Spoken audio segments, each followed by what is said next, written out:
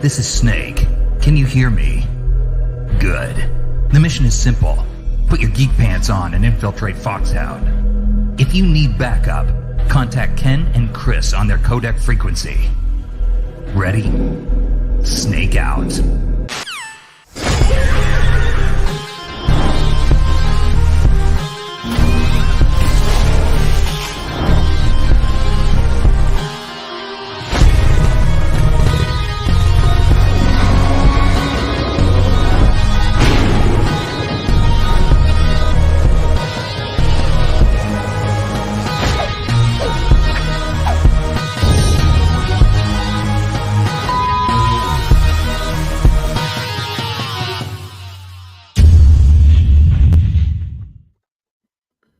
Good day. Hello. Hey, Geek-Pantsers. Hello. How are you doing? Geeks of the world. It's fine Wednesday evening. Yes. Wednesday evening. And by fine, I mean frigid cold. Warmer than the last couple of days. Yeah.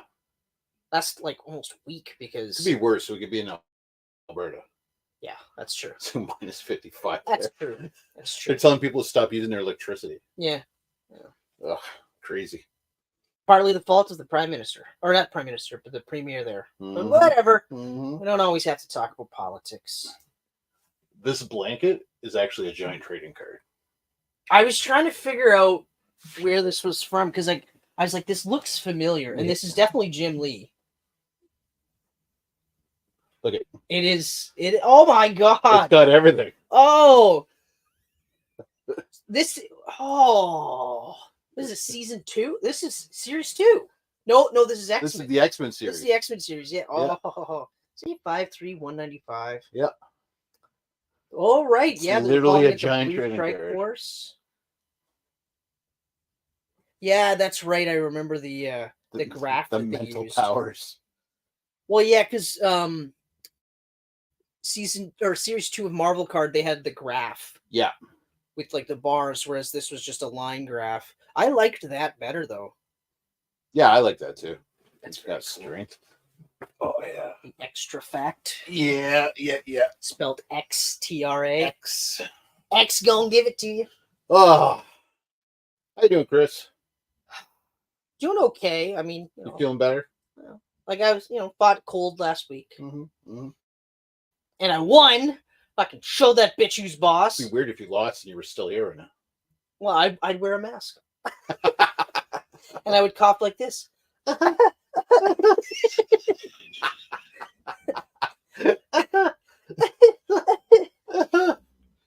Oh. Other than that, my 5-year-old car battery has officially said, fuck you, Chris.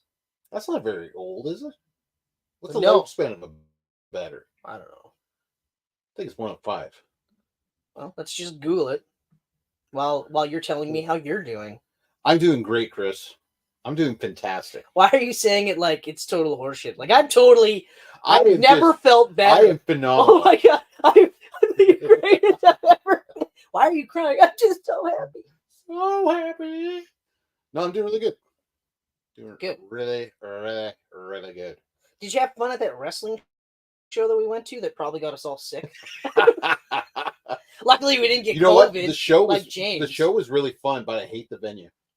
Yeah. The venue Yeah. itself makes me go, if they go back there, I don't know if I'm in a rush to go back. 3 to 4 years. Oh, well, okay. You went over then. Some batteries, however, could last as long as 6, while others need to be replaced after 1 year or 2. Holy shit. Yeah. What? Well, I look at it like if you buy entry-level battery, Yeah. you're probably going to get the one that'll last 2 to 3. Yeah. So I went mid-range. You got 5 out of it. I got 5. That's not bad. That's not bad. Plus, it was like less than $200, which wasn't too bad. Mm-hmm. Although now it'd probably be 500 because of inflation. But can we still call it inflation if all you hear about is CEOs and stock guys getting richer? Yes. Oh, right, because they told us that it's inflation. Yeah. That's right. Yeah. That's right. That's Yeah. our bowl of shit. You have to listen to them. Those have never been better. You know what I heard today is that in Mexico, what would the Mexican like triad be called? The Well, cartel. I was going to say the drug cartel. Okay, Yeah. so the cartel. I heard today that drugs aren't worth as much anymore, so they're going after avocados.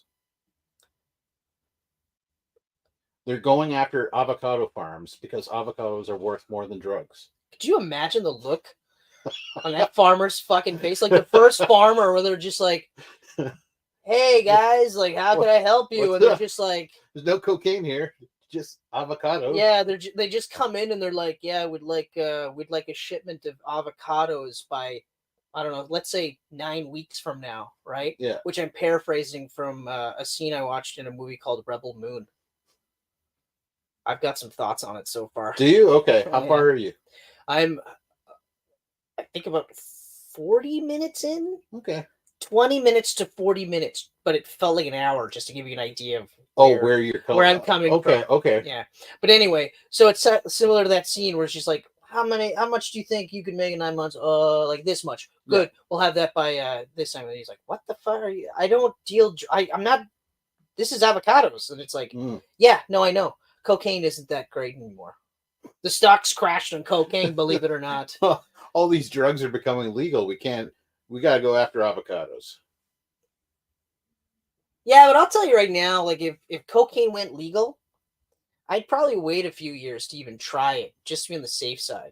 Oh yeah, because if I'm already doing cocaine and they legalize it, it's probably not as good as the cocaine that I would have got, and it's not cut with like like whatever, like Barbasol or not Barbasol, but like just whatever bath salts or whatever powder, white powder. Just anything that they could blend it up with to stretch it out. I wonder if Coca-Cola would use cocaine again. To be honest, I would definitely drink that. I would drink that in a heartbeat just to see, because like when you think about how funny the world is right now. Where like you still have people that deny vaccines and deny masks and whatever, fine, like it's all choice, but you still have that, right? But imagine back in the early 1900s where they were like, oh, you're not feeling good, like you're feeling a little run down, well, try this, it's cocaine. In fact, here's a prescription for cocaine, you can go ahead and have that. And it was like, okay, well, I also kind of have a little bit of an upset stomach. That's the best part, that cocaine will help that too. Cocaine. Okay. All right. Is there anything cocaine can't do? No, it's amazing. It's so good. I'm on it right now. How do you think they built those railroads so quick? The Chinese. They made the Chinese do it. Okay. All right. Yeah. All right. Slave labor. The Chinese can do cocaine too. It's not a race thing. They probably did, but it is all slave labor. Coke for all. And then imagine you leave the fucking doctor's office and you go to the corner store / pharmacy to get your cocaine prescription, and then they're like, hey, why don't you try this new drink? It's called Coca-Cola. And you're like, okay, what the fuck's in it? That prescription that you just got. Coca. Where do you think it comes from? So, and then you're just like, yeah, this is great. This is the greatest life I've ever had in my life. I can't, Where'd I park my horse? Yeah. Fuck it, I'll just run home. Just jack. But you know what I mean? Like all these little things, and then eventually, like someone went, yeah, I don't know. Jimmy gets really weird after he's not had Coca-Cola for a while. I think I saw him proposition people for sex, for money. Like it's the weirdest. I mean, I let him blow me for $5 because it's a blowjob. But still, anyway, I don't know. Depends on how many teeth, I guess. But yeah, how freewheeling everything was. I know. Cocaine for you. How about heroin? Heroin was prescribed. It wasn't just a junkie that came up with another way to get high. It was just doctors, and they were just like, "No, this is great. It's crazy. This is awesome." You know what else we should do? This guy's got mental illness, mental health issues is what we call him now. Let's just take off the top of his skull and muck around with his brain. See what happens. Yeah. We'll put everything back the way it was. No big deal. Yeah. Now you're like, you want to do what? Let's take that spike and just hammer it into their head. Yeah, if anyone ever said that now, you'd be like, okay, Dr. Nick, that's enough. Only a certain age group of people. The hammer and nail doesn't work. We're going to electrocute you. Eventually, something will happen. A few of you will know who Dr. Nick is. But yeah, like it's just wild times. Wild times. Yeah, early 1900s. They were nuts. Of course, like, 100 years from now, people look back at us and go, "Those fucking savages, those Neanderthals." How did they live without cocaine? Because everything's a circle. Everything's a circle. Everything's a circle. Yeah. Oh, We have it in everything. This is amazing. Well, I guess because at that point they'd be able to give you cocaine without any of the side effects. Yeah. I'd like to think that at some point you'd be able to get all the benefits and none of that fucking shit. None of that other shit. Yeah. Yeah. Pure cocaine with no hangover, no withdrawal, no nothing. You can just do it and have fun. Oh.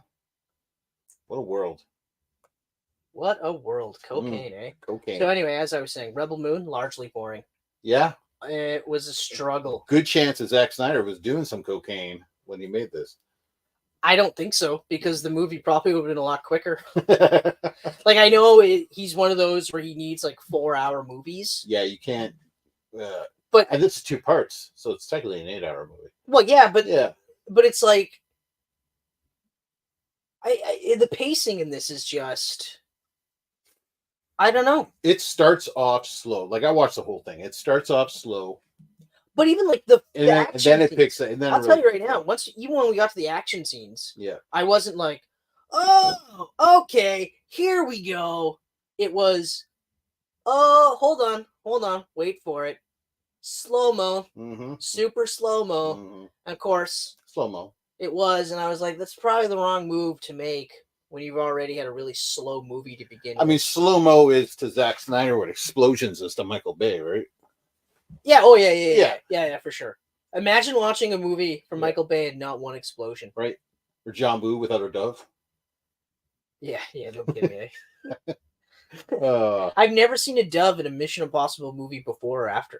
No, just that one movie. Not one. And he was like in a freaking tunnel or something. Why was there a dove hanging down there? He was on an island. On an island. In some underground bunker thing. Yeah, it was an evil lair. It was an evil lair. Just an evil genius lair type thing. And some doves. But doves. Yeah. For reasons. Yeah. That's why I want to watch Silent Night. I want to see if there's a dove in it. There probably is. There almost has to be. It's got to be. There's got because on some level, John Woo must be one of those where he hears it and like is aware of it. So and now he's like, well, I have to. Or maybe he's just like he doesn't realize it, but everyone else is just like, no, of course, yeah, we'll make sure the doves are in the middle of winter. Did his Easter movies have doves? I'm just trying to think. Hard Boiled might have. I haven't seen all of them, but I think Hard Boiled for sure does, and I'm pretty sure The Killer does as well. Okay. The fat movies. Yeah. Chow Yun Fat. Chow Yun Fat. Which is dumb because he was never fat. Yeah. So Rebel Moon, you're gonna finish it? I am gonna finish it. Well, I'm gonna try to finish it. If I get to hour 2 and I'm still just like this, like, ugh. Why don't you just hang it up right now and wait for the 3.5-hour cut that's coming out? No, see, because no, for some reason, for some reason, when his movies get cut, they get cut weird. Like Superman versus Batman v Superman, he couldn't even get top billing in his sequel movie.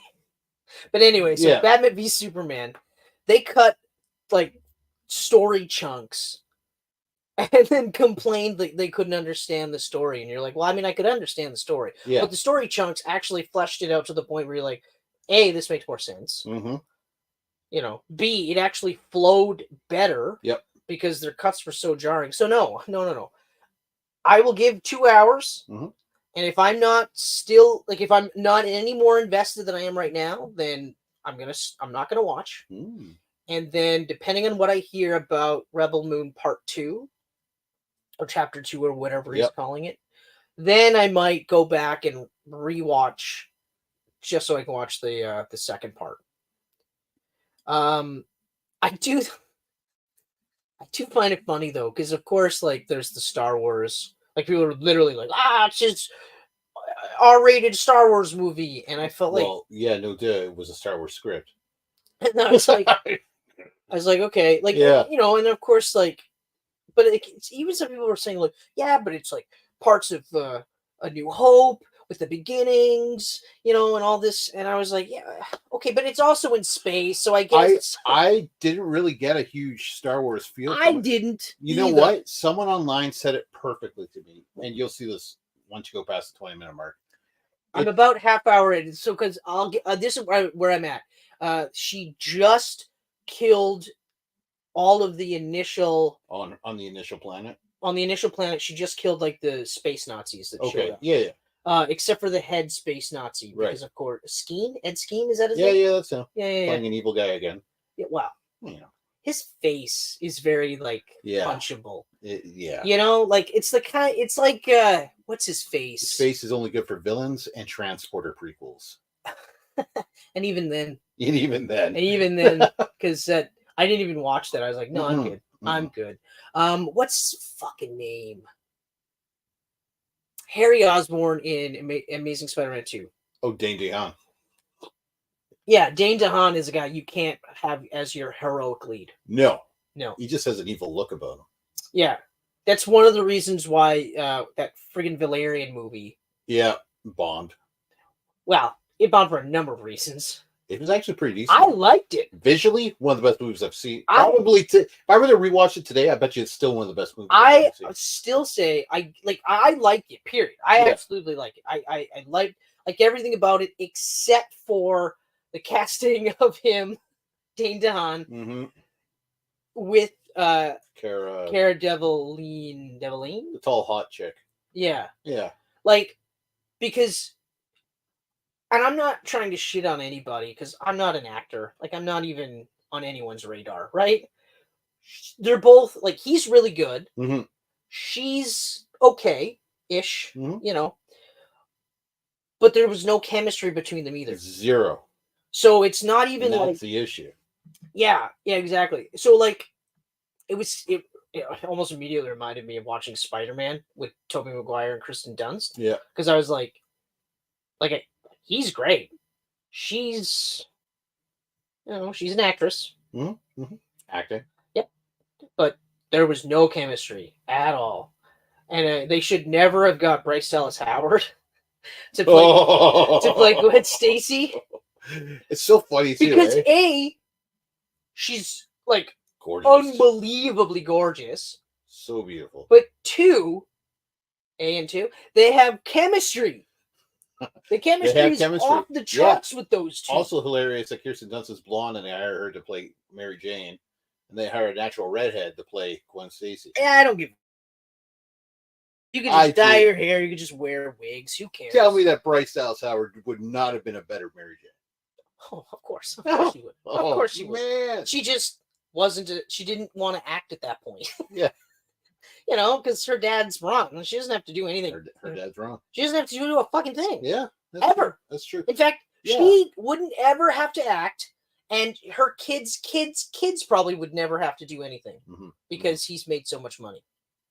Good for him. Good for him. Good for them. Yeah. She's good though. To be fair, she's really great. Yes, like she's a nepo baby. She's a really good director too. But she is really good. What'd she direct? She's been working on The Mandalorian. Ah, yes. Then she's directed some episodes of that. I think she directed some more stuff too, but no, she's getting into the directing game. Good things about The Mandalorian. The Mandalorian, Mendo. Well, the first 2 seasons. Yeah. Or the third was, but I don't really care because I haven't seen them. Yeah. So as it stands right now, I'm going to give Rebel Moon 2 hours. Oh, but yeah, no. Regarding Rebel Moon, someone said online, it's the Magnificent Seven taking place in the Riddick universe. And that is a perfect way to put it. Okay. That's a perfect way. Okay. Because as soon as they said Riddick, I was like, this totally feels like the Riddick universe. Yeah, it definitely does. Yeah. It definitely does. Definitely does. And I'll say, like, the robot, though, is pretty fucking cool. The robot's cool. I like the way it looks. I like the way it acts. I like the way it sounds, like Anthony Hopkins. Yeah. Weird. It's very strange. But, yeah. Although, to be, like, that's one of those ones where I'm like, I couldn't picture that as being C-3PO. No. At all.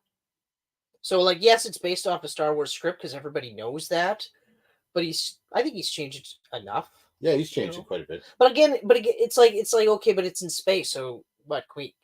Can't do movies in space, right? Because and we can't do any aliens. We can't do any robots. And we can't have any sand planets. If they phase off the planet, it'd be Star Trek. Oh, yeah, Star Trek. Yeah, come on now. And Zack then if there's Snyder. sandworms, then it's Dune. Oh, or Beetlejuice. Or Beetlejuice. one of the two. Oh man, Jesus. So yeah, Rebel Moon. I'll give it solid 2 hours, and then we'll decide. Okay. Well, I look forward to your final thoughts on that. Hopefully, I can get through 4 hours at that pace. It feels pretty. It's like, and again, it's the pacing. It's the pacing that's killing me, because I've sat through 3-hour movies where I've been like, "What? That's been 3 hours?" It is the pacing, and it's the pacing because it's the edit. I guarantee you, his longer version will be better. Wait, hold on. So the one I'm watching right now is how long? Is 2.5. Oh, it's 2.5. And in a few months' time, before the sequel comes out, the director's cut will get released. Oh, maybe I'll just wait for the. And you know how director's cuts are with Zack Snyder movies. No, I know. Always been. Well, that's what I'm saying. That's how I'm saying with Batman v Superman. So I'm thinking, you know what? No, I thought I was watching a 4-hour movie. No, you said an 8-hour movie in total. Oh, at the beginning. Yeah, but now I understand. Once the director's cut, the 1 and 2 comes out, that'll be 8 hours. Now I understand. Okay, so I'm really only just watching a 2-hour movie. Yes, 2.5. You're watching the shorter version. Okay. Yeah. No. Why they decided to release a shorter version on a streaming exclusive movie? It's not like this went to theaters and the director's cut coming out on Blu-ray. Yeah, that's right. You know, why not lead with that? Yeah, and then then do the flip. Like maybe you don't want to watch 3.5 hours. Mm-hmm. Then you can watch this 2.5-hour cut. Yeah, that's dumb. That is dumb. Maybe I will just wait for the director's cut. Yeah, might as well. Yeah, you know what? I think I'll do that. Yeah. All right. Well, yeah. Megan, you want to talk about anything? What do you want to talk about? Hey, Chris. I like that. What do you want to talk about? I like that. So you started Echo. I thought you were going to talk about anything else that you might have. Like, I thought we would trade off. But you're right. I did. You did. I did start watching Echo, and I finished 2 episodes. Yeah. So far, I'm liking it. Yep. First episode's great. Yeah, first episode. I remember one of the reviews I saw where they were like, the pacing of the first episode is so bad and jarring and this and that. And I watched and I went, okay, these guys are just hating to hate. Yeah. They're just hating to hate because the pacing was fine. And also, like, I don't really need to see the details in between spoilers, her mom's death, right? And then her amputated leg. Yeah. And then all of a sudden, her and her dad move, and then her dad dies, right? Yeah. And like she's older now. Like I don't need to see the in-betweens. So that was a pretty good jump. That's fine. That was totally fine. They did the little quick jump through the Hawkeye stuff. Yeah, which was awesome. That was so cool. Yeah, that was really cool. I mean, I knew he was in it, but I was like, oh, Hawkeye's in it. And then when I seen him as Ronan, I was like, right, because of course he was Ronan, you fucking moron. You watched the Hawkeye show. Yeah. That's why she was after him, because, I finished it. I enjoyed it. My only thing that I'll say this before you say your part, though, is my only, and this is just what I'm feeling by the end of the second episode, is this still feels like it's a 5-hour origin movie and not a first season of a TV show. I get that. But I'm also just like 2 episodes in. Yeah. And there's 3 more left. Yeah. And I mean, as far as, movies go, 5 hours is better than 6. You know what? I'm fine with that. It's actually a little less than 5 because the episodes are like 40 minutes, right? Yeah, something like that. I was able to watch the whole thing in one night. Yeah. It's really like a 4.5-hour movie when you think about it. Well, I'm watching them one a night because I tend to get distracted. So when I'm watching this like no phone in my hand. Mm-hmm. I'm literally just watching, right? Which is hard. I used to do this when I was a kid. I used to do this no problem. Yeah. But now once this these fucking phone things thing happened, and also the lack of self-control. I won't just blame it all on the phone. Yeah. No, I get that. Yeah. Same here. Yeah. But so it's like, so I watch it and then I'm like, okay, all right. Like I'm enjoying it. There's nothing that I'm just like, ooh. Well, the Daredevil fight was awesome. Well, yeah. But apparently they cut out a shit ton of Daredevil. Like he filmed a bunch of stuff. Yeah, well, Daredevil was supposed to be in twice in the first episode. Okay. So he was the fight scene. Because he said the fight scene was about 6 to 7 minutes. So obviously that was cut because it was about 2. Mm-hmm. But yeah, it was awesome. Plus, the suit looks a little bit better. Yeah. Like it does. It's a little bit more sleeker, what I've noticed. Mm-hmm. And it looks less like a jacket. Yep. Even though it still looks like a jacket. Yeah. But yeah, it looked good. I thought it looked nice. I think that's the way to do superhero cameos in the MCU. Just like a quick little poof. I mean, even if Charlie Cox wasn't available, they could have had any guy play Daredevil in that. Oh scene, yeah. So yeah. I also really liked the perspective because we're getting Daredevil from her perspective. Yes. Right. Which makes him look insane. Yes, which I like, wow. Yeah. But even like, well, okay, you know what? I'll finish this on, then we'll gush about the fight scene. Yeah. But like, it reminded me immediately of Metal Gear Solid 2, where you're Raiden, and then you meet up with some dude that strangely looks like Snake, but he's not Snake. Right. What do you call himself? I think he called himself David. Oh, David. That's right. David. Right. He called himself by the actor's name. Which is fucking hilarious. That's right. Yeah. It would have been funny if he said Pliskin too, but yeah, David. And so for us, like we were playing as Snake. Yes. And then the reverse, now we get to see Snake in action. Yeah. And he was awesome. Not as cool as Twin Snakes on the GameCube awesome. Because you can't top running up a missile. And then doing a backflip off it. Backflipping off the missile. I don't think they realize how quick missiles move.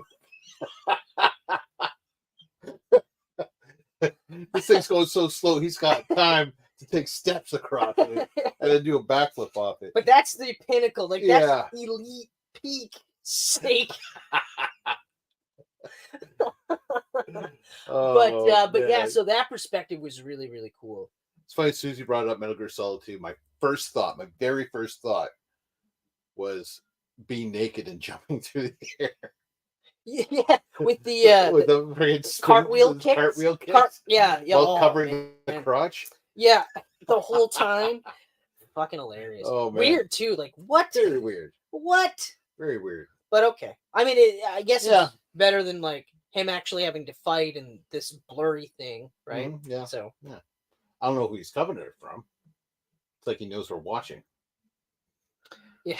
But even still, like, out of all the things that they show, like borderline naked women. Yeah. He is naked. He's naked. But they're just like, they couldn't leave like underwear on him. Mm-hmm. But anyway. But the fight scene. Oh, that fight scene was amazing. The Billy Club work. He used the grappling hook on her. Like all of it. All of it. Just seeing that in action. I mean, obviously for season 2, it was budget. Yes. It was budget, and Defenders 2, it was all budgetary reasons why they were limited with what they could do with that. And that's fine. Mm-hmm. That's fine. But this shit was awesome. Oh yeah. This shit was so great. Nuts. I can't wait for Born Again. Especially now that they got the new writers in. Yeah. Because I did a little bit of homework, and I wasn't going to bring this up. Actually, I think I was probably going to lead into this anyway because we're talking about Echo. But so the original writers that got let go. Yep. They wrote for a show called Covert Affairs. Okay. I watched that show all the way to the end. Right. I did not. Michelle did. I've only watched a handful of episodes. Yeah. But enough to know that I personally don't like the show. Okay. But I wasn't looking at this show like, this is going to be the pinnacle of spy genre, spy fiction, whatever you want to call it. It was you know, it's CW spy movie or spy show. Yeah. You know, nothing going to be thought provoking. Like I thought Piper Perabo was the best thing on the show. Oh yeah, she's great. Which is also an indictment because it's not like she's another one of those standout actresses. She's got a lane and she sticks in, which I'm not complaining. Mm-hmm. Adam Sandler's got a lane. Yeah. Look how well he did for him. He had a lane. He has a lane. He's doing some crazy shit now, though. That Spaceman movie coming out looks insane. I haven't seen the trailer for that. Oh man, it looks nuts. I was skeptical. I was like, I don't even know if I want to watch it. Yeah, but no, okay, I'm watching it. Okay, good to know. Good to know. Yeah. Well, that's still in his lane though, because every couple of years he's just like, you know what, I'm gonna show people I know what I'm doing. Yeah. I can't. I'm sick and tired of hanging out with my buddies, so now I'm gonna just do a movie. Oh shit! I gotta quickly go off course here for a second. Sure. Because you talking about Adam Sandler doing drama or whatever. Yeah. Did you read the news today about the Richard Simmons biography? No. Pauly Shore is going to play him in a dramatic Richard Simmons film. Well, I mean visually. Yeah. But holy shit, Pauly Shore? Can you imagine if he just blows it out of the park and gets an Academy Award and everything else? If it gets made. I think Brendan Fraser doing The Whale really made him go, hey, I can do that. If it gets made, though. It'll get made. May not be with him, though. It better be. I'll say this as a Pauly Shore fan. Yeah. If he can act, mm-hmm. I haven't seen it. Mm. And I saw that Pauly Shore's Dead movie. Yes. And you can't call it acting if you're playing yourself. Well, I mean, Nick Cage played himself, and he's acting. Right. It's just like 8 Mile. Everyone's like, oh, Eminem was so good in the 8 Mile. And I was like, he was. In that semi-autobiographical movie that was pretty much his life. Sure, of course he was good. Has he been in anything since where he didn't play Eminem? No. No, he hasn't. No, he hasn't. He should, though. No. He should. He's staying in his lane. He's a rap god. Or what's beyond a rap god? Because I believe he's ascended at this point. Well, 50 Cent's got a good career going. Anyway. You can go the Ja Rule route. Start starring with Steven Seagal. Anyway, Echo. Anyway, so actually, yeah. So when I found out that the Covert Affair writers were writing this one, and they were the ones that got axed, I was like, okay, good, okay, because I guarantee you, I would not have liked their version of Born Again, regardless of the fact that they were like they were like 4 episodes in, and he's not even in the suit, and I was like, so then I was like, yeah, but which suit are we talking? Yeah, that's true. You know, like if it's that black suit, which technically is a costume, that's fine. Yeah, it works. I waited 13 episodes to see the full-fledged Daredevil suit. Only to lose it again. Oh, hold on. We got like almost, 20? Almost 20 episodes? Well, no. Because it was 13 of season 2, and he was only in the suit for maybe 4 episodes. In season 3? No, in Defenders. Oh, in Defenders. Okay. Yeah. So about 16, 17 episodes of the red suit. And then we lost it. Yeah, you're right. It's gone. We lost it. Well, it's coming back. It's coming back. Again, I've heard a couple of people again saying, they could just put the DD on there. And I'm like, if that's the suit that they're keeping, then they can't put the D on it. The double D. They can't put the double D on it because it's going to look dumb on it. They should bring back the Ben Affleck. Yeah, I was waiting for you to say that one, yeah. The fucking to be fair, biker jacket. To be fair, comic accurate. Like in terms of visual. I liked it. I didn't hate that costume either. I actually kind of liked that they kept it's the project of its time. Exactly, yeah, whatever. I did not hate the costume. I actually thought it made a lot of sense. In retro, but if it wasn't for the Netflix costume, I'd be like, that's the best costume. Yeah. But the Netflix costume, well, the season 2 Defenders Netflix costume blows it is out of the water. Just the best. Yeah. But like I was saying, I said to you, like if it's basically going to be that, but the red is going to be a little bit more brighter red. Yep. And then maybe a little bit lighter black. I'm good with it. Then okay, and if it's gonna look similar to like the style of Shang-Chi, like Yep. whatever, if that's the color that they're going for, okay, well, you know, works for me. Yeah, but I'm a lot more confident in the show now with the writers that they have, and the director that they have, and the fact that they're now 100% saying it's a continuation of the Netflix series. Yeah. Although they haven't officially confirmed that Deborah and Wall and it's pretty much confirmed now. But it's on actual news sites. I know I've seen it on a bunch of actual news sites, but nothing's 100% concrete. But still, like that's promising. Though I'm still thinking they're only in maybe 1-2 episodes tops. Yeah. I don't think it's gonna they're gonna be focusing on their own ones because because they're introducing what's her name now, Kirsten Duffy. So they're introducing her, I think, and they got a couple of other characters, and that's fine. Like whatever. I mean, hell, I think they're still basing a lot of this off the Soul Run because Muse is still going to be one of the villains in the show. And if they're basing it off the Soul Run, there was very little Foggy at all. And well, Karen's still dead in the comic books. No love for her, eh? They brought back Gwen Stacy for a bit. Yeah, it's crazy. Eh? No, never once has she been even talked about bringing back. He didn't even see her when he was in hell. But I guess she went to heaven. I don't know. She's somewhere in between. Yeah. So but I will say this: I'm not gonna 100% count Born Again as a continuation of Netflix until I actually see it. Makes sense. But also at the same time, I don't want to be mentally beholden to the Netflix show because I'm okay with them doing different things. There's just certain aspects of the Netflix show that I want to still be in Born Again, which is like the character study aspect of the show. You know what I mean? Because it was an acting show all the way through. Right? The fight scenes they don't have to be as gritty, but grittier than what we've been getting. So like if the stuff that we've been getting in Echo is what we're going to get, okay. I'm good with that. I don't need to see blood in every single shot, but in some hits, I want to see that guy's... Make the hits feel hard. But so overall, I'm more confident in Born Again every day now. Like every day, I'm just like, I think it's. I do have an issue of how Echo plays out, but I'm not going to touch on it until after you finished it. Yeah, that's fine. I will probably one of my favorite things is the melding of the indigenous, like the Choctaw culture.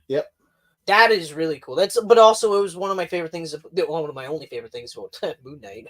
Is the Egyptian culture, which I thought was absolutely awesome. And all the gods and stuff like that. And then of course Miss Marvel with her Middle Eastern, or is it Islamic or Indian? Whatever I can't remember what the culture was. I don't. But even just fusing that into like it was which they really did a good job on when she jumps into the past with her grandmother and everything. That whole episode in the past, that was awesome. So like when they do stuff like that, although I did find it funny when they're like, not funny per se, but one of those like, oh, of course. There was like a meme where it was just like female Indian deaf amputee. Okay, Marvel, you win. And it was just like, that's kind of funny, but also fuck off with this. Like, I think it's awesome that they found the actress to play Echo, and she doesn't have a leg in real life, so they changed Echo to have no leg. That's great. It is honestly, you know what? And she's fantastic in the role. Do we really have to complain about not as many white guys in comic stuff now? Can we still do that? Because like she's an Indian in the comics. It's not like they took a white character and made her. But the point that I'm trying to make is that they're not complaining about that. They're just complaining that it's all this woke stuff. It can't just be a white dude saving the world all the time. And I'm like, okay, but we still have that. We still have movies where white dudes are saving the world. You don't want to watch this? Don't watch this. No, like I'm not one person has said with Miss Marvel. You absolutely have to fucking watch. Echo. You have to. You don't have to. No, you don't. Consume the media you want to consume. Yeah. Don't consume the media you don't want to consume, Mhm. but shut the fuck up about that media you don't want to consume. Yeah. That's it. Yeah. Don't fucking say a word. Think about it like food. I can't eat bacon. You see me bitching all the time that people get to eat bacon? You know what? My favorite part about you, you've never once said, "Hey, Chris, you know what you shouldn't do? Eat bacon." Eat bacon. Oh, why? Well, because I don't like bacon, so therefore nobody should like bacon. We've never had that conversation. No. Even while I was eating bacon in front of you. Now that you brought it up. yeah. Now you're gonna tell me that all the woke characters are killing everybody. Okay. I got one little thing to touch on before we hop into the little bit of wrestling chat. Okay. And this is Are you gonna show me Mego Superman from 1939 again? Although that's awesome. That Mego Nightwing and that Mego Red Sun, they both look awesome. The Red Sun looks really cool. He's got the weapons. That pissed me off though. And he's only $12.99. Asshole's got the fucking hammer. Yep. Nightwing. No his screamer sticks. Nothing. They both look awesome. He's got no sticks to play with. They both look awesome. But the Red Sun looks... Oh, yeah. That's fucking wow. Yeah. I almost immediately went check. Let's buy those. Mm-hmm. Let's do that. I'm still on the fence. I didn't send it to you for you to buy. I was just like, Mego's actually a thing still? I had no idea Mego was still around. No. The Nightwing thing was one of those, like, genuinely just like, yeah. The Red Sun Superman, you were like, no, you fucker, you have to. Yeah. You have to buy well, that, I mean, because you're like, that's only $13. Yeah. So wink. Wink. But I mean, if you get the low grade battery, you can afford these. Yeah, that's right. That's right. But in 3 years from now, I'll be like, fuck you, Kenner. Even though sweet Megos. It'll be my own fault, but still. Yeah. But still. And then yes, I'll console myself with my sweet Megos. I remember wanting Megos so bad. I did too, and it was those Toy Fair magazines. Those made me want them. Toy Fair magazines. They did the same for me too, because I all the time. Because they had the Twisted Toy Fair Theater or whatever it was called. That's and right. They had those cartoons with all the Megos. Robot Chicken ripped those fuckers off. Yeah. That's right though, yeah. And also because just like Wizard had their the comics guide. Yep. For what they're worth. Toy Fair had the toy one. Toy Fair had the toy one, and you saw all the Megos, and you were just like, Jesus fuck. Yeah. Gross the amount of money that you could have sold a Mego for. Really? Those weird little clothed doll figures. And then you forget all about it. Then you watch 4-Year-Old Virgin, and you're like, those are fun! That fucker had so many, and they looked like they were so much fun! So much fun. God damn it! That bitch made him sell them all. So next time we talk, and you're like, I bought them. My argument is, well, actually, this is how close I was, because I actually checked to see the delivery dates on everything, right? Yeah. So, the Spider-Man one is fucking hilarious. Delivery date between January 2024 and June 2024. Yeah, that's what those Hot Toys always are. So I was like, okay, all right, maybe. So that's a check in the yes column for these two. And then, of course, the Superman and the Nightwing are sometime in February. Right. So, I mean, that might be 2 more checks. I don't know about the Spider-Man. They pushed back the Tobey Maguire one too. I was supposed to get that by February, and it's not coming out until April or something. Well, this hasn't been pushed back. It's just I've never get that 6-month time frame. I've never come across such a vague. Yeah, somewhere in this half a year. It could be any time between this and knowing that the Tobey Maguire got pushed back. Well, then maybe this might happen too. Yeah, because again, when I ordered it, it didn't have the same head. Remember? Oh, yeah. Remember they switched the head for Tom Holland. That's right. So they updated a different one, and I was like, okay, cool. But yeah. So, actually, before I forget, just to confirm though, does Echo actually end feeling like a 5-hour movie?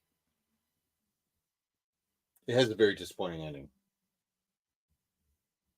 Okay, so then yes. No. It ends on a cliffhanger, so now you gotta watch Echo season 2. It's not even a cliffhanger. It's just like the whole show is like this, and then the last episode's just like Really? Yeah. Oh, interesting. Yeah. It's like a build up and then just. Hmm. Yeah, you'll see. They didn't know how to end I it will without say Daredevil they being in it. changed her powers, and I really don't like it. I didn't even realize she had powers. She had powers. Her powers is that she can mimic any move that someone else does. Oh, right. I did know that. Echoes movements. I did know that. That's right. Yeah. That's right. Oh, was she like Taskmaster's daughter? Because he also photographic reflexes. But he's not deaf. Yeah, whatever. Or an amputee. We don't know that for sure. Or Aboriginal. He could be Aboriginal. Aboriginal. I say that so much because of Zoolander. And then every once in a while, I when I'm talking to or like Aboriginal people or about Aboriginal topics, I actually have to tell my brain not to say. Don't say Aboriginal. Because you're fucking old now. Yeah. And there's a good chance they might not have seen Zoolander. Very good chance. Or if they did, they might not have liked it.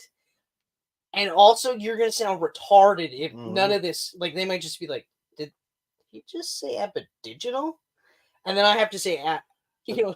Then you're going to be like, please buy insurance on me. Yeah, exactly. Exactly. Aboriginal instead of indigenous. And it's just like, it's not even close to being the word that you're trying not to say, idiot. But that's my brain. That's it. 41-year-old brain. Yeah. Okay, so I just read this right before you got over here. Okay, cool. Channing Tatum posted this on his Instagram. Gambit. No. Oh. The Max. Fuck right off. Oh hold on. THEMAX. X. The Max. So, is he playing the Max? He posted a bunch of pictures of the Max, and he wrote, This is what he wrote, okay? He wrote, "Oh my God, I'm so excited for this. I can't even imagine. The Max. This is a childhood love of mine. The truly brilliant genius creation of Sam Keith. When I was grounded and wasn't allowed to watch TV, this was the cartoon on MTV's Oddities I would risk it all for. Sneak out of bed and put it on and pray I didn't get caught. Even now, after all this time, it feels somehow still ahead of its time. The characters in this, the Max, Julie Winters, Mr. Gone, taught me things about life. Seeded complex ideas in my young mind that had profound effect on how I view the world and the roles we play. That I only intellectually understood way later. I can't wait to bring this to life and try and bring it to generations that missed it." Holy shit. The Max. The Max. He also referenced MTV's The Oddities, which I love. Yeah. Remember the head? Yeah. Oh, Eon Flux? Yeah. Oh, fuck. God damn. So then Jason Momoa and Aaron Paul both respond right after this and then went, "Oh, wow, the Max. So cool to see." Oh, get this going. Get this going. Can you? Oh. Get this going. I was so pumped. I'm like, holy shit, the Max. In fact, get this going and cast Momoa as the Max. Do it. I don't know what he might just be a producer on the project. Could be. Although, to be fair, if he wanted to be the Max, I'd let it go because it's fucking gonna be like, just do it. Prosthetics and CGI anyway. Yeah. So you wouldn't even know who's in there, but God, do it. I loved reading then we his could see post, the Outback, yeah, live action. The post was just like, okay, so this was written by an actual fan. I was just gonna say, like he's a fan. At first, when he was like, "Oh, blah blah blah," then when he starts name dropping, and he's like listing them all off, and it's just like, yeah, this guy's a fan. Oh yeah. Oh man, I got so pumped. I would take it in any form. If we got an updated cartoon, I would take it because that cartoon was awesome. I would take it. I loved that cartoon. I will take more Max in anywhere form. I have a Max Pinterest board, believe it or not. What? I'm not joking. Really? The other day, I started it because I was just like, you know what? We talked about it, and I was just like, fuck, I haven't. And I said, fuck it, I'm just gonna do it. Yeah, we were chatting about Sam Keith. Yeah. In our Wolverine episode. Good old Sam Keith, which doesn't really do much anymore. Though his Batman Max miniseries was awesome. That's the first one. Look at it. I know. Oh man, I love that book. Oh, look at That's the that. Batman one. I love that cover. I love that cover. Oh. Man. I'm stoked. I'm stoked. I'm fucking. I don't know what it is, but it's I the don't care. Max. I don't care. I want it. A legit fan is making it, so bring it. I want it. I want it. It's like fucking Seth Rogen. Seth Rogen and Invincible and Preacher. Yes. Actual fan. Like big fan, and he's like, let's fucking do it. But let's do it right. Yep. You know? I wish I watched more of The Preacher just because it was so fucking close. Preacher was great, and I just stopped watching it for some reason. I don't remember for why. me, I remember it was because it was on Showcase. Yeah. And then I think they switched the time of the day that they showed it on, and by that point I was like so far behind that I was like, fuck. And that went on for what, 3 seasons? Yeah, I think 3. Yeah. Yeah. Well, I mean, it was never going to go for long anyway because there was only a 50 issue. What was it, 55 issues for Preacher?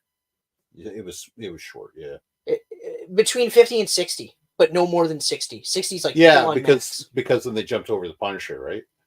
Plus, he had always intended it as having an ending. Because it was, and was it Glenn Fabry or was it Steve Dillon that worked on it? It was Steve Dillon. It was Dillon, right? Yeah. Yeah. Anyway. Yeah. So that's awesome. Yeah, that's I mean, fucking great news. And Image, if we could get more Image properties on the big screen, bring it. No kidding. We got 2 viewers in here right now. Hello. Hey guys, I got a question for you. Who the fuck is Hook? Yeah, sorry, the 2 that's on here, it's going to be a little bit of a wrestling thing, but that's the funniest Jinder Mahal ever. Yeah. All because that one little message that he tweeted out. All because WWE was like, we're going to book a throwaway match with Jinder Mahal. Mm-hmm. He's going to challenge Seth Rollins for the title. Yep. And Tony Khan lost his fucking mind because that guy needs to stay off Twitter. But he hasn't won a match in forever. Okay, yeah. Whatever. Who thought he was going to win? Yeah. Nobody. Not one fucking person thought he was going to win. WWE doesn't state wins and losses like this is real. It's not real, buddy. So he goes on this Twitter rant, and Jinder Mahal literally just WTF is Hook. Check out Monday Night Raw, Raw Monday nights at 8:00 Eastern Time on USA. I was like, it's so fucking funny. And I said, I was like, that's a great gimmick where he could just be like, who the hell are you? Yeah. Check out Monday Night Raw. Immediately, I was thinking like Bad News Bears or Bad News Barrett, where he was just like, I'm afraid I've got some bad news. And it was getting over. And then Vince and I guess maybe even Triple H at that time was like, sorry, no. Yeah. Nope. But yeah. Yeah, so that was awesome. And then the match was whatever. That was the whole Raw in general was a huge throwaway. Oh, after 2 really solid weeks, I was like, it was a rough one. It was rough. I actually fell asleep. It was rough around the edges. I was like, do I stay up for the final match? Oh, well, Jinder might win. I got to see it. I actually didn't watch it till the next day. I fell asleep. Yeah. And then it was just all this like, I mean, like, okay, to be fair, Jinder hasn't been in the ring steadily for a long time. He did a really great job, though. For a guy that hasn't been in the ring in a long time. Yeah, if you take Drew out of the picture and Damian Priest out of the picture. Yeah. No. Oh, yeah. Just the him and Seth stuff were. But again, he hasn't been in the ring for a very, very long time. Yeah. So, and it's not like he was ever the greatest wrestler of all time. No. He's lost 14 steps since he's been gone. He's always been a certain level of wrestler. But they should have put the fucking belt on him. They should have. Especially because there's that. Especially now. If it's up in the air. It's up in the air. Seth is legit hurt. Well, he is he's hurt. Legit hurt. He is legit hurt, but the severity of it, right? He's off TV for a year. But now that kind of, my first thought with that one was like, oh, fuck. And here we have Roman, barely on any shows, injury-free. Yeah. They want to preserve Roman for WrestleMania? they can't give Rollins 1 or 2 nights off a month. Right? Like he's on every show. He's on every Raw. So and when he's not on Raw, he's doing all the house shows. And he does promos. Yeah. So it's like actually, when has he not been on Raw? Never. I don't know the last time Raw's been on it. He hasn't been on it. Whether he cut a promo or wrestled. Yep. But most of the time, he's cutting a promo and wrestling. Yep. Right? But regardless, I hope, obviously, I want nothing. It probably helps that his wife's on the same show with him. And they can have their kid with them. And I didn't like how he came out with his kid, even though they're super cute together. That was strange. I didn't like that. Only because, like, I know he's a babyface now. Yeah. But it's like he's still doing a little bit of that Joker over the top stuff, and it doesn't suit that character. Yeah. I do think eventually he's going to stop being like, the colors are going to go. He's going to get a new gimmick or whatever. Yeah. Possibly start plucking out eyes again. I don't think he's going to go that route. That's so dumb. I think it's going to be like however badly he gets beat by Punk at WrestleMania. Yeah. Will dictate where the character goes from there. If he's at WrestleMania. I think he will be. Yeah. Yep. I think it'll be one of those things where the docs will be like, you probably shouldn't be on your feet too much for the next couple weeks so that you can wrestle WrestleMania. So maybe just cut a lot of promos. Yep. Like, I think he Do won't the wrestle. Rumble. I don't think he's going to wrestle for the next couple of weeks after Rumble. Yeah. No, he should take time off. Yeah. Promos is fine, but don't wrestle. Mm-hmm. Yeah. Don't wrestle. Yeah.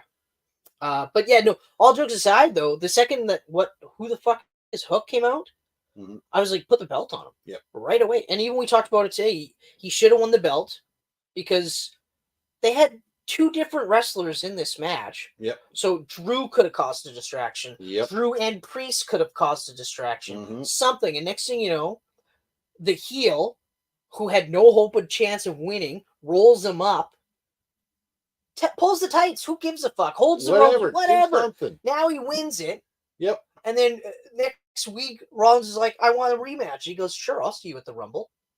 And he's like, no, I meant tonight. He's like, yeah, I know what you meant. I'll see you at the Rumble. Who the fuck are you? Watch Monday Night Raw on the USA Network. Even his promos would be great if he did that. Well, you're watching Monday Night. We're watching it. We're already watching you, and it's 9:30. Yeah, that was disappointing. I mean, Rollins got hit with, was it the briefcase? He got hit with the briefcase. Oh. And then he got hit with the finisher. And he kicked out. What? I know. One guy commented online, like, you could run a tank over Seth Rollins and he'll kick out. Which is hilarious. Yeah. And you said it, you're like, he went from never winning a pay-per-view. He didn't win for like a year straight. Almost a year straight. After that, pretty much a year straight.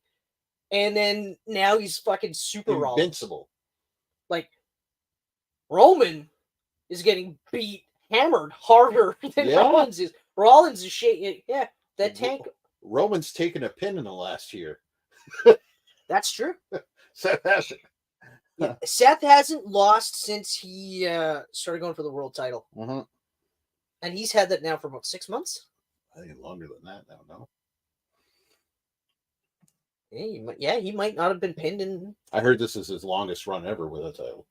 Oh, yeah. That's for sure. So, yeah. When did they introduce that? Was it the beginning of the summer? Yeah, May, June or something like that? Something like that, yeah. Held it for a while. Almost a year. Yeah, that's right. Well, I mean, like I said, I think it was last night, I was just like, to be fair, like, even though the bloodline stuff is not as good as it was, and I'm not so sure how it's going to end at this point, because all signs point to Rock and Roman at Mania, which I get. I understand.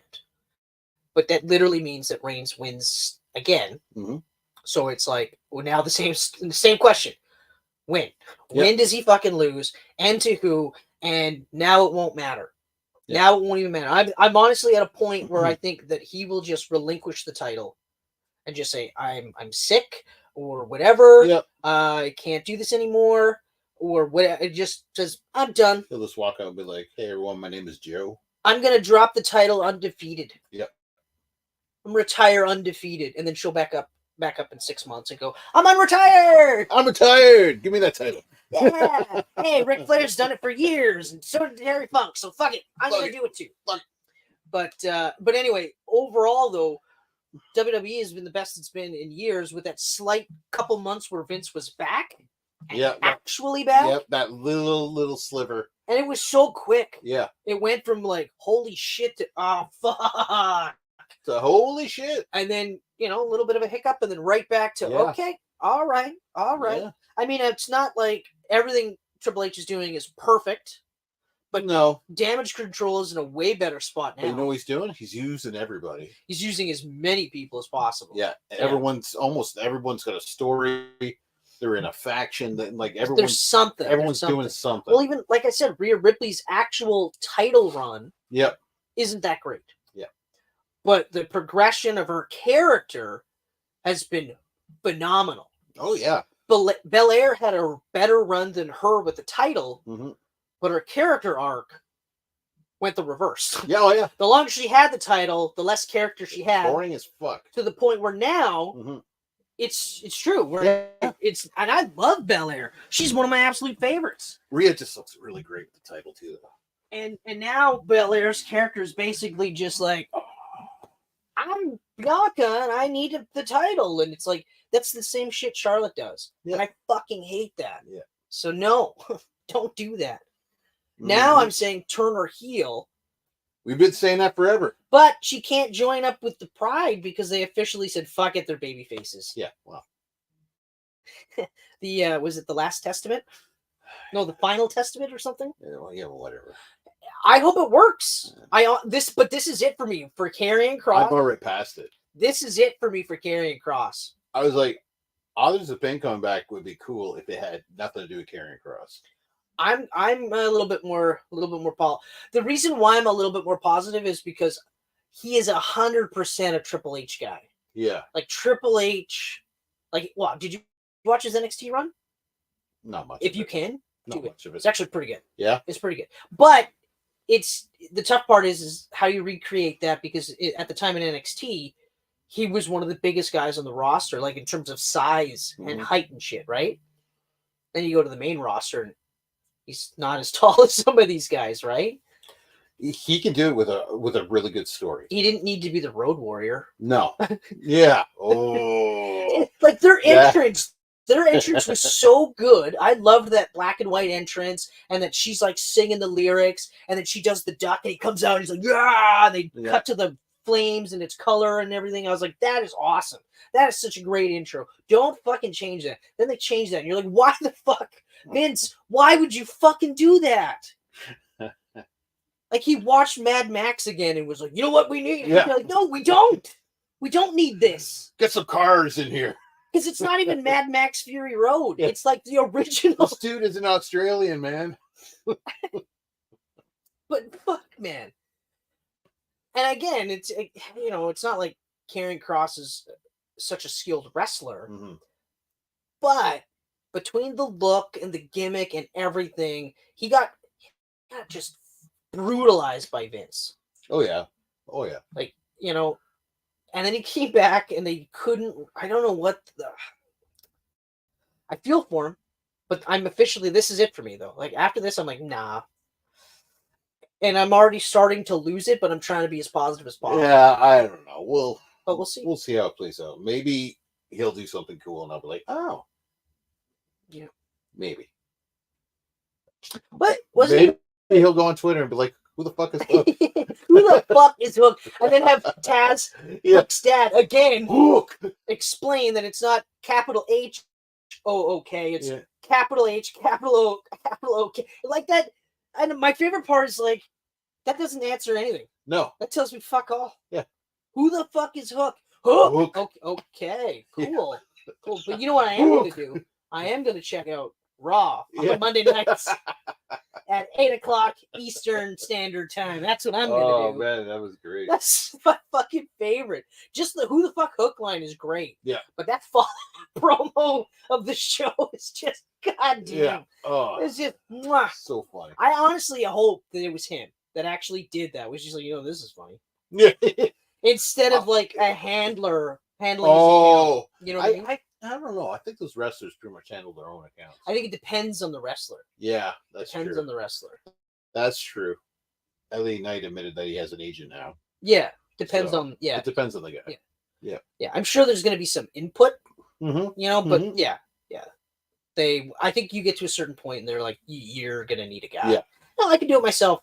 No. No. I'll tell you why.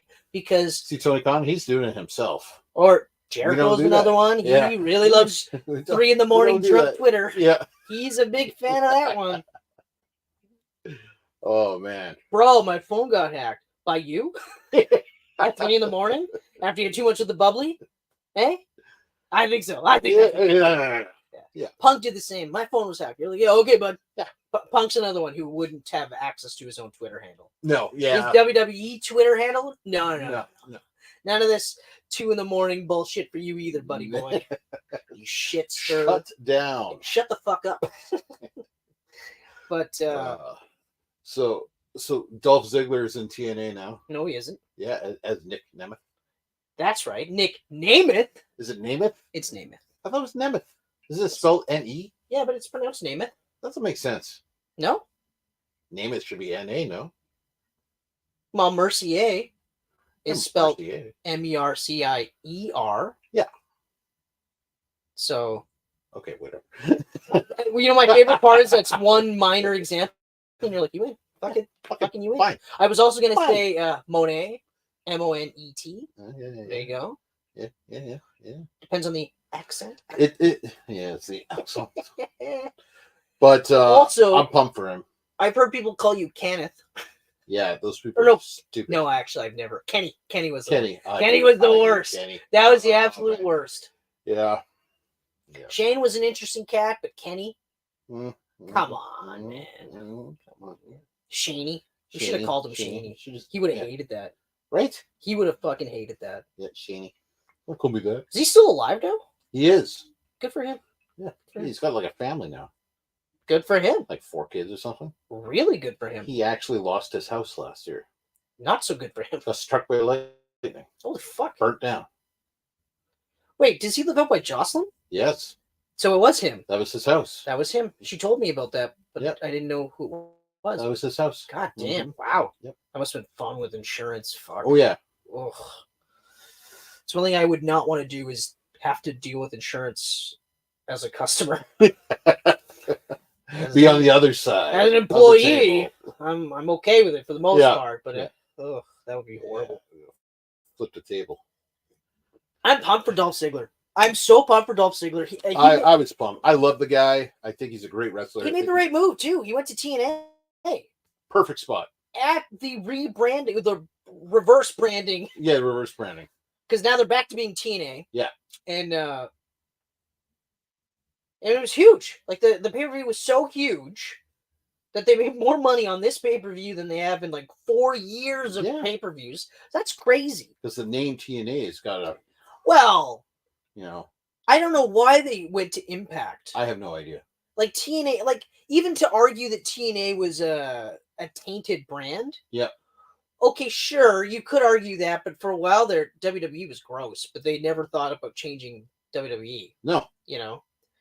Well, in fact, they would have still been WWF if they hadn't pissed off the World Wildlife Fund too many times. Well, I mean, I think that's pretty much what it was they got to a point where they were just like, guys, like we talked about this. What the fuck? Yeah. Fine. Fuck it. No, you can't use WWF anymore. That's it. And they went, well, no, we'll be cool this time. Too fucking bad. Fuck you.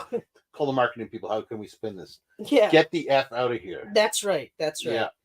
And then call yourselves WWE World Wrestling Entertainment, and then you're just like, ooh. It took a long time for me to warm up to that.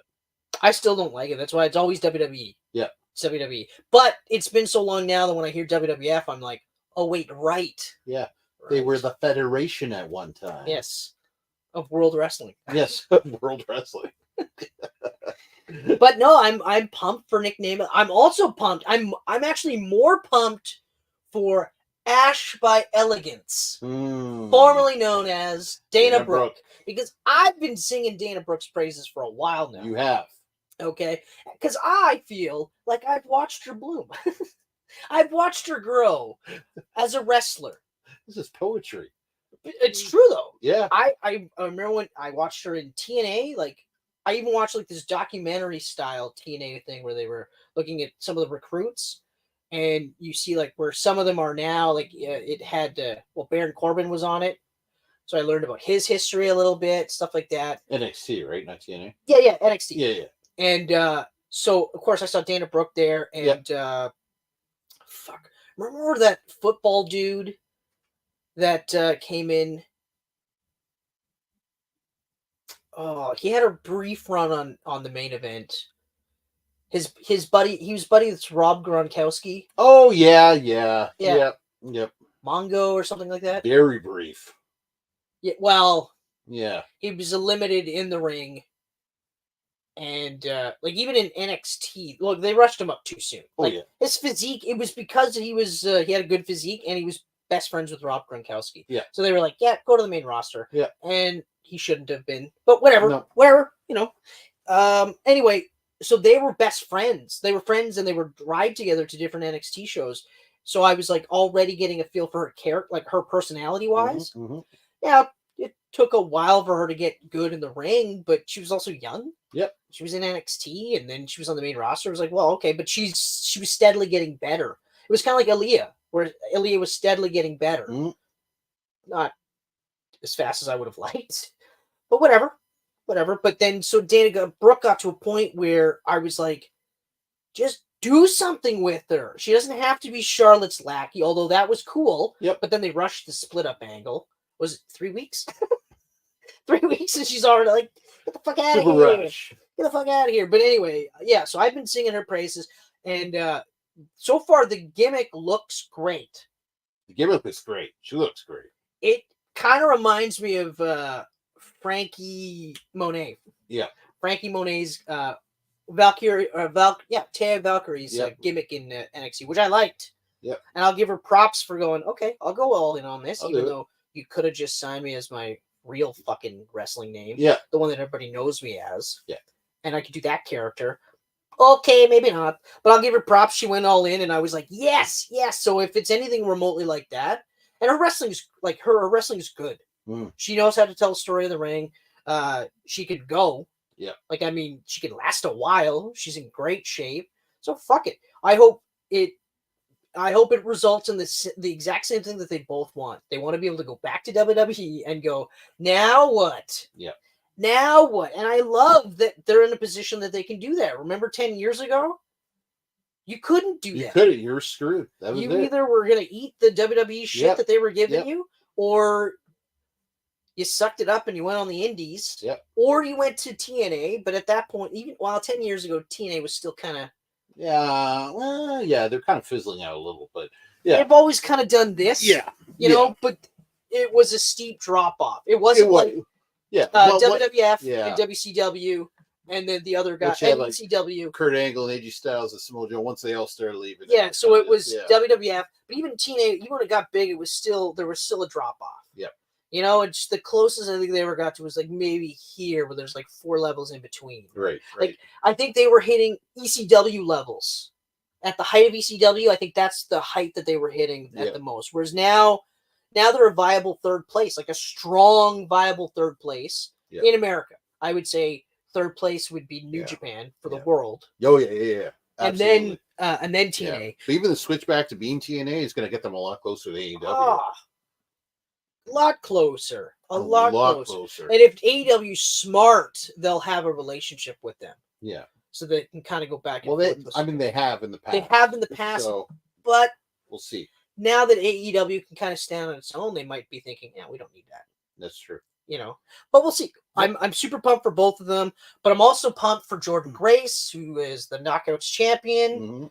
I've been watching her for quite some time. I'm a big fan of her.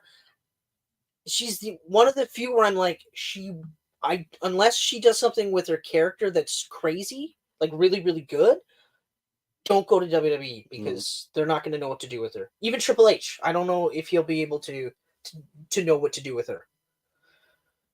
But she should go to WWE. Yeah. She should. Well, I mean, the good ones usually end up there eventually. But she might not want to go. No. We're actually in an interesting time where, like, remember I was talking about how it's cool, like, for us, we were looking at old video games and we're like, that's when we started, right? Yeah. But there are, like, some kids that grew up with N64 graphics, and they're like, that's my childhood, right? Yeah. Well, there's going to be wrestlers out there that grew up watching TNA wrestlers. 100%. That sure are familiar with WWE, but it's like NWA, WWF. Remember? It was like, well, you either were a Ric Flair guy or you were a Hulk Hogan guy. Yeah. Right? And even Triple H, he's a Ric Flair Harley Race guy. Harley Race did a bit in WWF, and so did Ric Flair, but mostly it was NWA stuff. Yeah. So, yeah, it'd be interesting. Maybe she doesn't want to go there. Especially now that she's got the Knockouts title. Yeah. It's going to be a while now. Yeah. I know Naomi, apparently they're saying Naomi's still got some dates left on her TNA punch card. Yeah. I think that's just bullshit to try and make people think she's not going to the Rumble. Yeah. That's all it is. I guarantee you it is. And even if there is other dates, I'm almost certain it'll be one of those where they'll go, can I just do the Rumble, finish up those dates, and then go from there? Yeah. Right? And I don't see them having a problem with it. I mean, Mickie James came out with the title at the Rumble. Yeah, exactly. You know, yeah. Like, yeah. Well, again, Triple H. Triple H. Has some Triple H action there. Mm-hmm. Mm-hmm. Yeah. Vince would never do that. Fuck no. He would be furious if anybody expendable suggested that, they'd be fired. Yeah. Yeah, you're right. Yeah. It was awesome though. Everyone loved it. Oh man, I couldn't believe everyone loved it. It was so great. Came out with her music from Impact. So great. Everything. So great. Yeah. She was Mickie James from TNA. Oh yeah. She wasn't Mickie James from NXT from a couple years ago. You know I loved that too. Yeah. I just love Mickie James. Yeah, exactly. So overall, wrestling's been pretty solid. Yeah, wrestling has been on another level for a while now. Mm-hmm. And I'm loving it. Loving it. But you know what else I'm loving? We love it. Godzilla -1, motherfucker! Oh, it is time. It is time for -1. I feel like the two people watching have been waiting for this right now. Who's on with us tonight? You gonna chat Godzilla -1 with us? Let us know in the comments. I am stoked to finally talk about this. So am I. We both watched this in December, and then in the theater. Then it was the holidays, and then there were sicknesses, and so it's been a while. It's been hard to not really chat about it. In the theater, we were so lucky that we got this in Thunder Bay. So lucky. I ended up going with Will. I'm happy you went to watch it. And even he said we've never done anything like this before, and I was like, no, we haven't. But this was awesome. It was kind of fun. Yeah, I was like, I don't think they've ever done anything alone. No, not once. But oh man, I'm so tempted to go again, but I was so burnt out. Christmas time was just like every night there was something. When you said no, I was like, oh, yeah, oh, and then a part of me thought, I wonder if we'll back out now. Oh. And I feel bad for thinking that because, like, yeah, but again, it was like we've never hung out before, right, just us. And if he backed out, I wouldn't have been like, oh, fuck you, because I was going anyway. Yeah, I was going regardless. And he told me he was just like, I was kind of back and forth, and then Patricia was like, just go, yeah, because you'll regret it if you don't. Yeah. So when he was like, I'm in, I was like, fuck yeah! Woo! Oh. Okay. All right. So this will be fun. Yeah. Yeah. Oh, what? You reading the cast? Yeah, I'm looking forward to it. Actually, you know what? I think we're going to be okay. I played this game, Ghost of Tsushima. Right. So I might.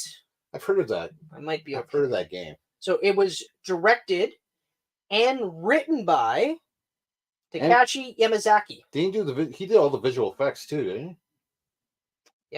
Actually, he did. Well, not just him, but Kyoko Shibuya. Ah, Shibuya. That's probably how it's you're gonna be angrier when you say it. Yeah. Shibuya. Let's make everyone hate us by being the most stereotypical Japanese, eh? Like, yeah. Oh yeah. Anyway, so stupid white Canadians. Starring Ryunosuke Kimiki. I'm just gonna go to the cast. There we go. I'm going. Okay, so he plays Koichi Shikishima, a former kamikaze pilot. Incredible actor. Wasn't he Holy great? Shit. He was so good. Goddamn. Then we got Minami Hamabe as Noriko Oishi. Oh, you nailed that one. Shikishima's partner. I'll just say this: the cast is incredible. Oh, you kind of. No, I'm going to go through it. Still gonna but I can't help but I have to say this now. The cast is incredible. There's not one shitty fucking actor in this. The whole cast is incredible. Not one person. They all have great chemistry. Just brilliant. Yuki Yamada as Shiro Mizushima as young crewman aboard the Shinsei Maru. Munetaka Aoki as Sosaku Takibana, a former Navy Air Service technician. Well, it's not Tachibana. I can tell you that right now. It's Takibana? It's Takibana. You got to tuck that bana? Whatever helps you to remember this name is fine with me. I don't really care. Tuck the bana. Yeah, whatever. Yeah, whatever. Hidetaka Yoshioka as Kenji Noda, a former naval weapons engineer. Sakura Ando as Samiko Ata, Shikishima's neighbor, who I loved. Mm-hmm. Even at the beginning when she was like, fuck you, you fucking piece of shit. I love that. She was so good, when she found out? Well, yeah, because like at first I didn't think anything of it, and then I was like, when he was on the island or whatever, we're jumping ahead, we'll get back.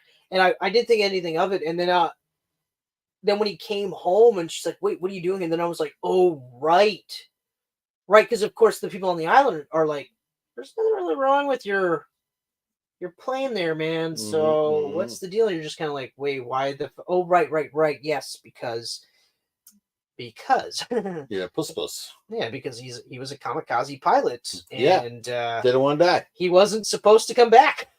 Nope. So anyway, okay, all right. So then Kuro Nosuke Sasaki as Yoji Akitsu, captain of the Shinsei Maru. Oh, this one's a tough one.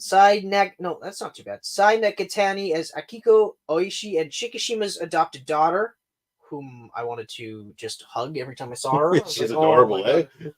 Yeah. Mio Tanaka as Tatsuo Hata, captain of the destroy Yukikaze, and Yuya Endo as Tadamasa Saito. This cast listing is sourced from Kinema Junpo. So there you go. That's where it's coming from. Nice. Now, the interesting thing about this that I didn't realize was that Shin Godzilla actually did better than this in Japan. In Japan? Well, I know. And then I was trying, because I was talking about it with Will, and I was like, yeah, there was a reason with the Shin stuff. And then I forgot, and I remembered, and I reminded him later that that's just the Evangelion creator doing his spin on these characters. That's the only link between all those Shin movies. It's just him saying, this is me doing my own thing. Yeah. Okay. Oh yeah, I forgot. Sorry. Budget 15 million. Yeah. Well, it actually says less than 15 million, but I'm going with 15 million because every publication has said 15 million. Yeah. No, I mean, what's 15 million really for a blockbuster movie? Yeah, like, oh my god. And then, so for that to be, what is it at right now? 95 million, about 96 million worldwide right now. Hit 100. So that multiplier that I've been talking about lately. Yeah. So 15 million times 2.5%. So it would have had to have made 37.5 to make money. Yeah. They killed that box office. Oh, they murdered it. But they earned every fucking penny of that. Right? God damn. Like, before I even gush so much about this movie, I'm just going to say it right now. That's the best movie I've seen in 2023. Oh, yeah, same here. I forgot how many movies I pushed I that watched too. I was like, year. I think this is the first time we've been like, no, I think Fallout, we both picked as number one the 1 year too, right? But but like this is a different type of movie for us to pick number one, like both of us on the same list. I could not get over it. And then, like I was saying, and I forgot how many movies I actually watched. Like when you were saying the top 10 list, yeah, I was like, oh, did I really watch? I don't know if I can. And then I'm like, no, No, you actually watched like a ton of movies in the theater this year. Yeah. It seemed like you were going to a movie like every month at one point. So yeah, you watched a shit ton. And this one killed every single one. Yep. And it's such a crazy, interesting Godzilla movie. And I haven't seen all of them like you have, but I've seen a lot. Mhm. I think the stretch that I haven't seen the most of is the 70s to 80s. Right, yeah. Where you start getting into like super mecha Godzilla from 14 different dimensions. Yeah. Fighting Megalahydra. Megalahydra. He's French and he's a Hydra. He's a mega Hydra. So it's a Hydra on top of a Hydra. Yeah. With Hydras on each arm. Wow. There's so many Hydras. So many Hydras. Octahydragon. Now I'm just making shit up. Like I didn't see. But it works. I didn't see. What is it? Gora, the son of Godzilla or whatever. I didn't watch that one. Oh, the son. Yeah. I didn't watch that one. I've watched all of them pretty much, but it's those original ones. Like the original one, even 1954, to me is my Godzilla. Like I love the legendary ones too, the American ones. Yep.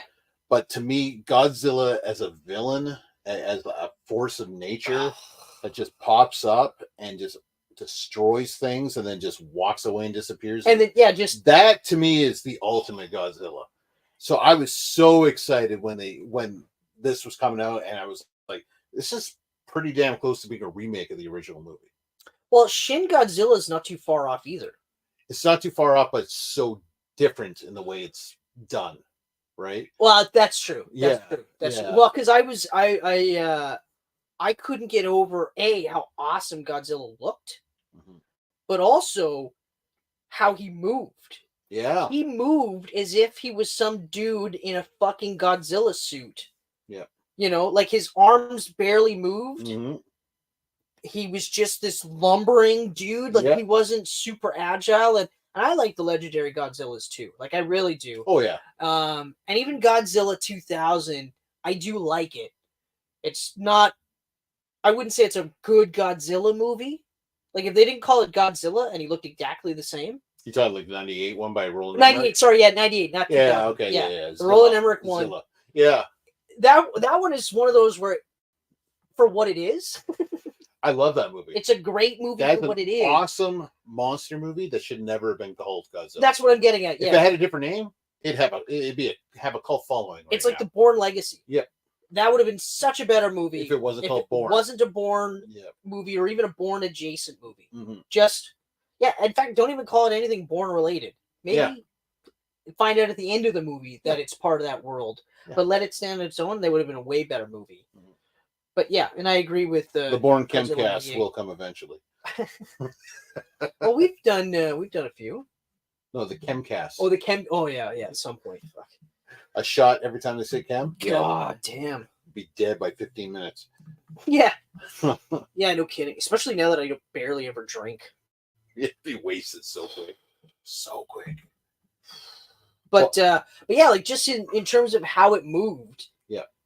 It looked like it honestly looked like just an updated visual of the original. It really did. But they updated that by making the sections come out like his. Isn't that cool? The plates or whatever when he's charging up his and then the sound effects. Where it's getting higher pitched and it just like clicks into place. And then the most insane atomic breath I've ever seen. Oh my god! It's literally a nuke going off. I love the part that it like fucking torched his own face. Yeah. Doing it. Like it was like Wolverine popping his claws. It hurts every time, and he still does it because he can heal back. And then it shows it healing as he's recuperating from it. I was like, "Holy shit, this is so cool!" You know, I mean, fuck. They open with a kamikaze pilot landing on an island. That whole opening with the smaller Godzilla making his first appearance. Oh, when they turn on the lights and he's just there, and it's. I was like, good fucking Lord. Yeah, I know. I was not expecting the light to come on and there's Godzilla. No, me neither. Yeah. I wasn't expecting that at all, and it was awesome, and they shot it perfectly. Yeah. And my favorite is like they did the Jaws thing, but differently, where they gave you little bits of Godzilla, but every time you saw him, he was bigger and he was scarier. Yeah. And that's the thing. Like one of the Shin Godzilla, I never thought he was scary, but he was creepy. He was unsettling. He was gross. Yeah, he was gross. Like he looked like he was rotting. Exactly. Yeah. He looked like he was just a virus, like just ready to infect everything. Like it was just, oh my god. But it was so unsettling. Whereas this, it was scary, awestruck, but also frightening. Yeah. You know, like where you're just like, God. The train sequence where he bites the train. Yeah. Oh. And the whole time I'm like, don't kill her, don't kill her, don't kill her. Don't kill her. Yeah. And then you think. Wow. Yeah. Well, yeah, there's gonna be spoilers, but yeah, they make you think she's dead. They make you think they do such a great job of making you imagine my dad's reaction beside me when that happened. Oh. Why would she just stand there and get blown away? Oh, why would they kill her? Well, she wasn't standing there. She pushed him. She pushed. You know how quick that wind is blowing? Yeah.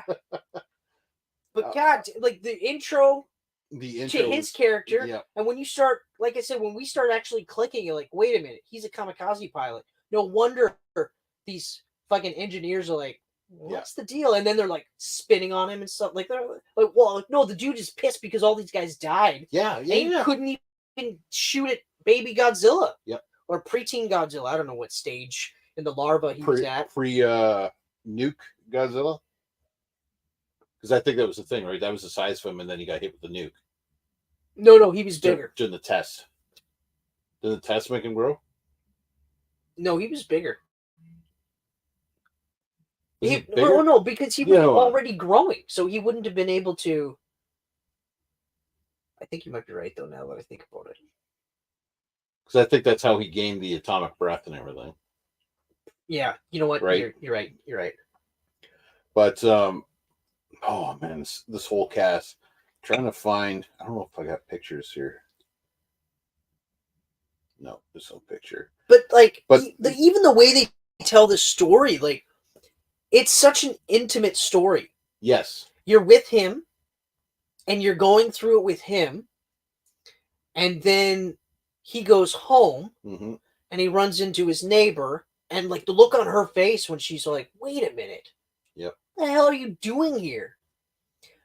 Your family's dead because of you. My family's dead because of you. You are the worst of the worst. Or actually, right at the beginning when they're rescued on the island, the guy gives him the pictures of all the people. Yep. All their family members. And he's just like, there you go, fucker. Yep. And it's just like, God damn. And then, but for us, like, we would never have had to, like, even if we were in the war at that time, kamikaze stuff wouldn't have been in our makeup. We wouldn't have been like, no. You know, we like to think we'd be willing to take the bullet or whatever, but that wasn't our own focus. It was to, kill them buggers to make sure that they're dead and stop the rise of Nazis. But here they come back. They're coming back. But anyway, the story is so good. It's like with Winter Soldier, when we talk about when you take out the super elements, you still have a great espionage film.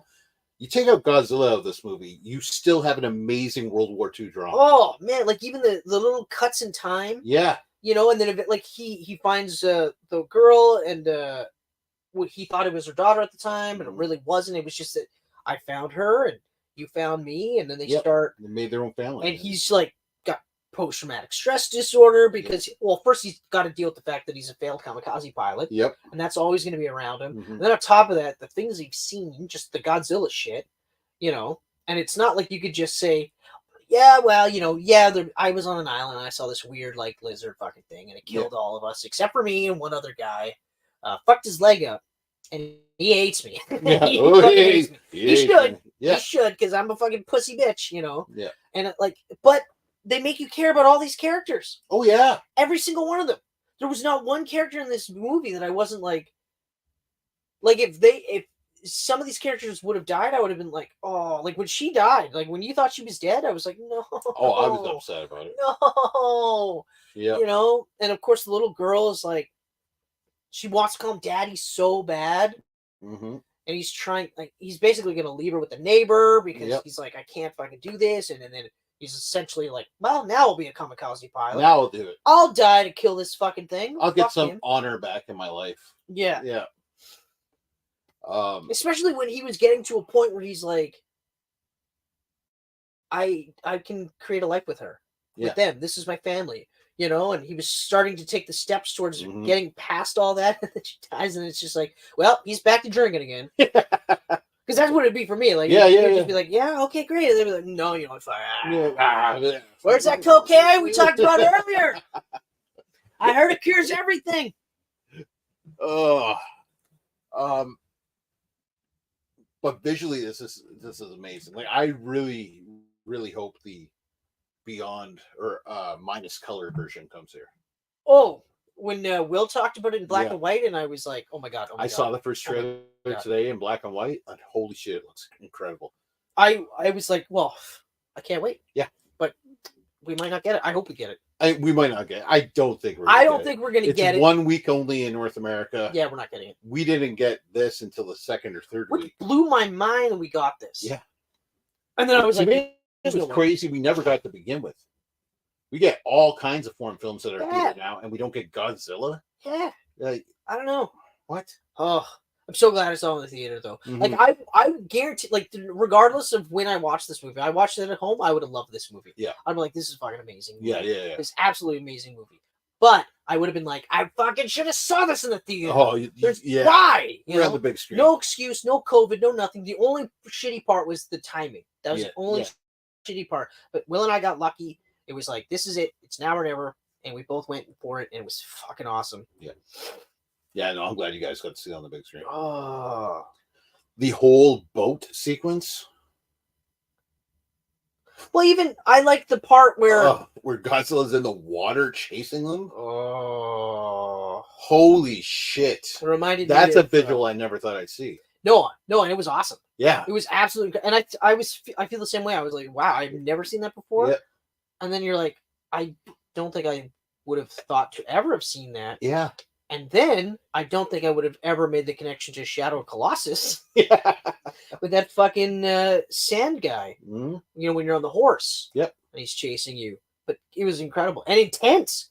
Like, it's a really intense movie. Oh, yeah. Like, and it builds that suspense really good. And then it has a really nice way of, like, kind of just holding it there, but not making you feel like this. But it's kind of like, I don't know, we're still here. Nice little, just enough to let you know just to remind you. And then all of a sudden something hits, and then you're not safe yet. Yeah. Oof.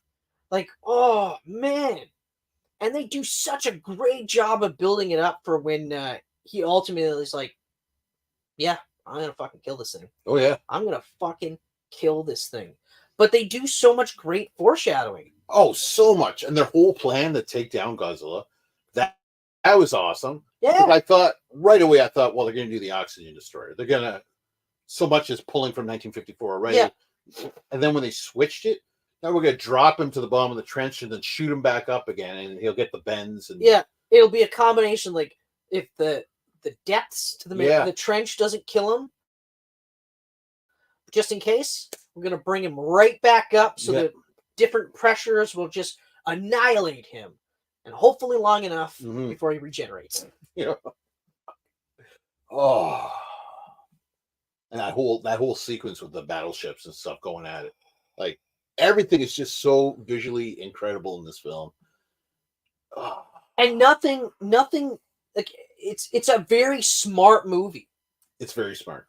There's no stupid things in this movie. Like, no one does dumb things, but I even love the way that they gradually tell you the story, right? Like, even just when they're on the boat and they're just like, we're just doing this stuff, we're looking for this kind of stuff here, and then he starts to go, hold on a second, what are we doing? And then finally he's like, wait a minute, you know about this thing? And they're like, yeah, we're gonna try and kill it. Us in this wooden boat. We're okay, cool. Yeah. Why don't we tell anybody? Well, we don't really want any panic. And you're just like, yeah, of course. And I remember I saw like an early review, and they said like there was some, like, while the first Godzilla was definitely a critique on the atomic age and nuclear weapons and stuff like that.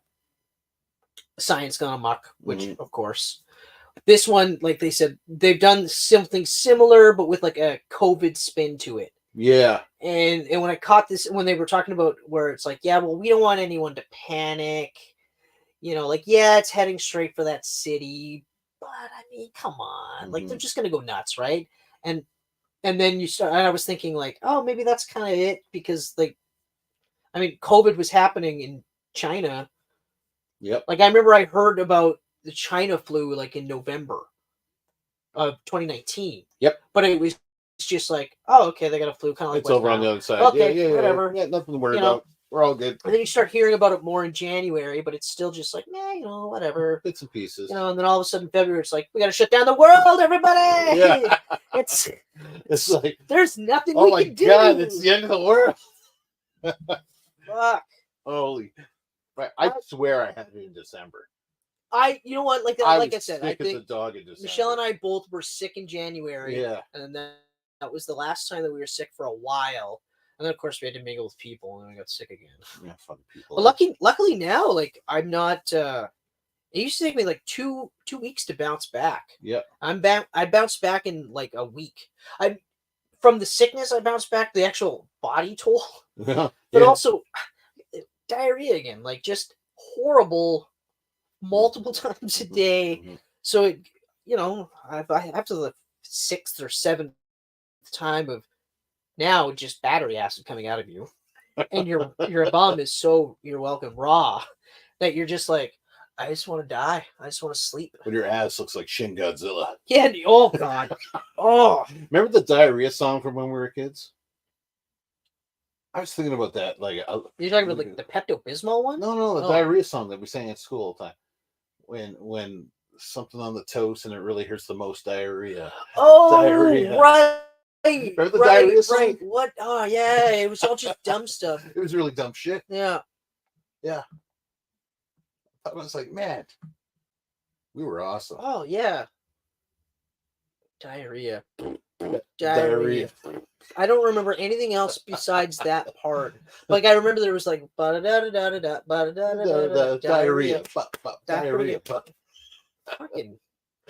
Well, we didn't have the internet, right? So we had to do something. We had to do something. And it's not like we could watch TV whenever we wanted. Like if we wanted to watch Saturday morning cartoons, we had to be up Saturday morning. Yep. At 7 o'clock to 12, and that was our cartoon. That was it. And that was it. You check back in another week. Yep, that's it.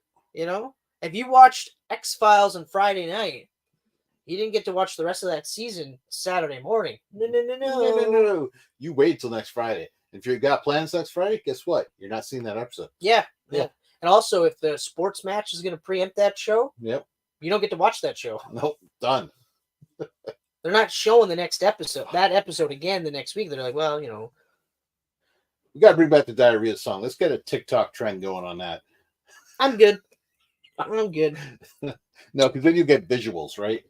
Yeah. I don't need them visuals. And you'll get that lame, like, TikTok subtitles with some words misspelt, so it's not a swear.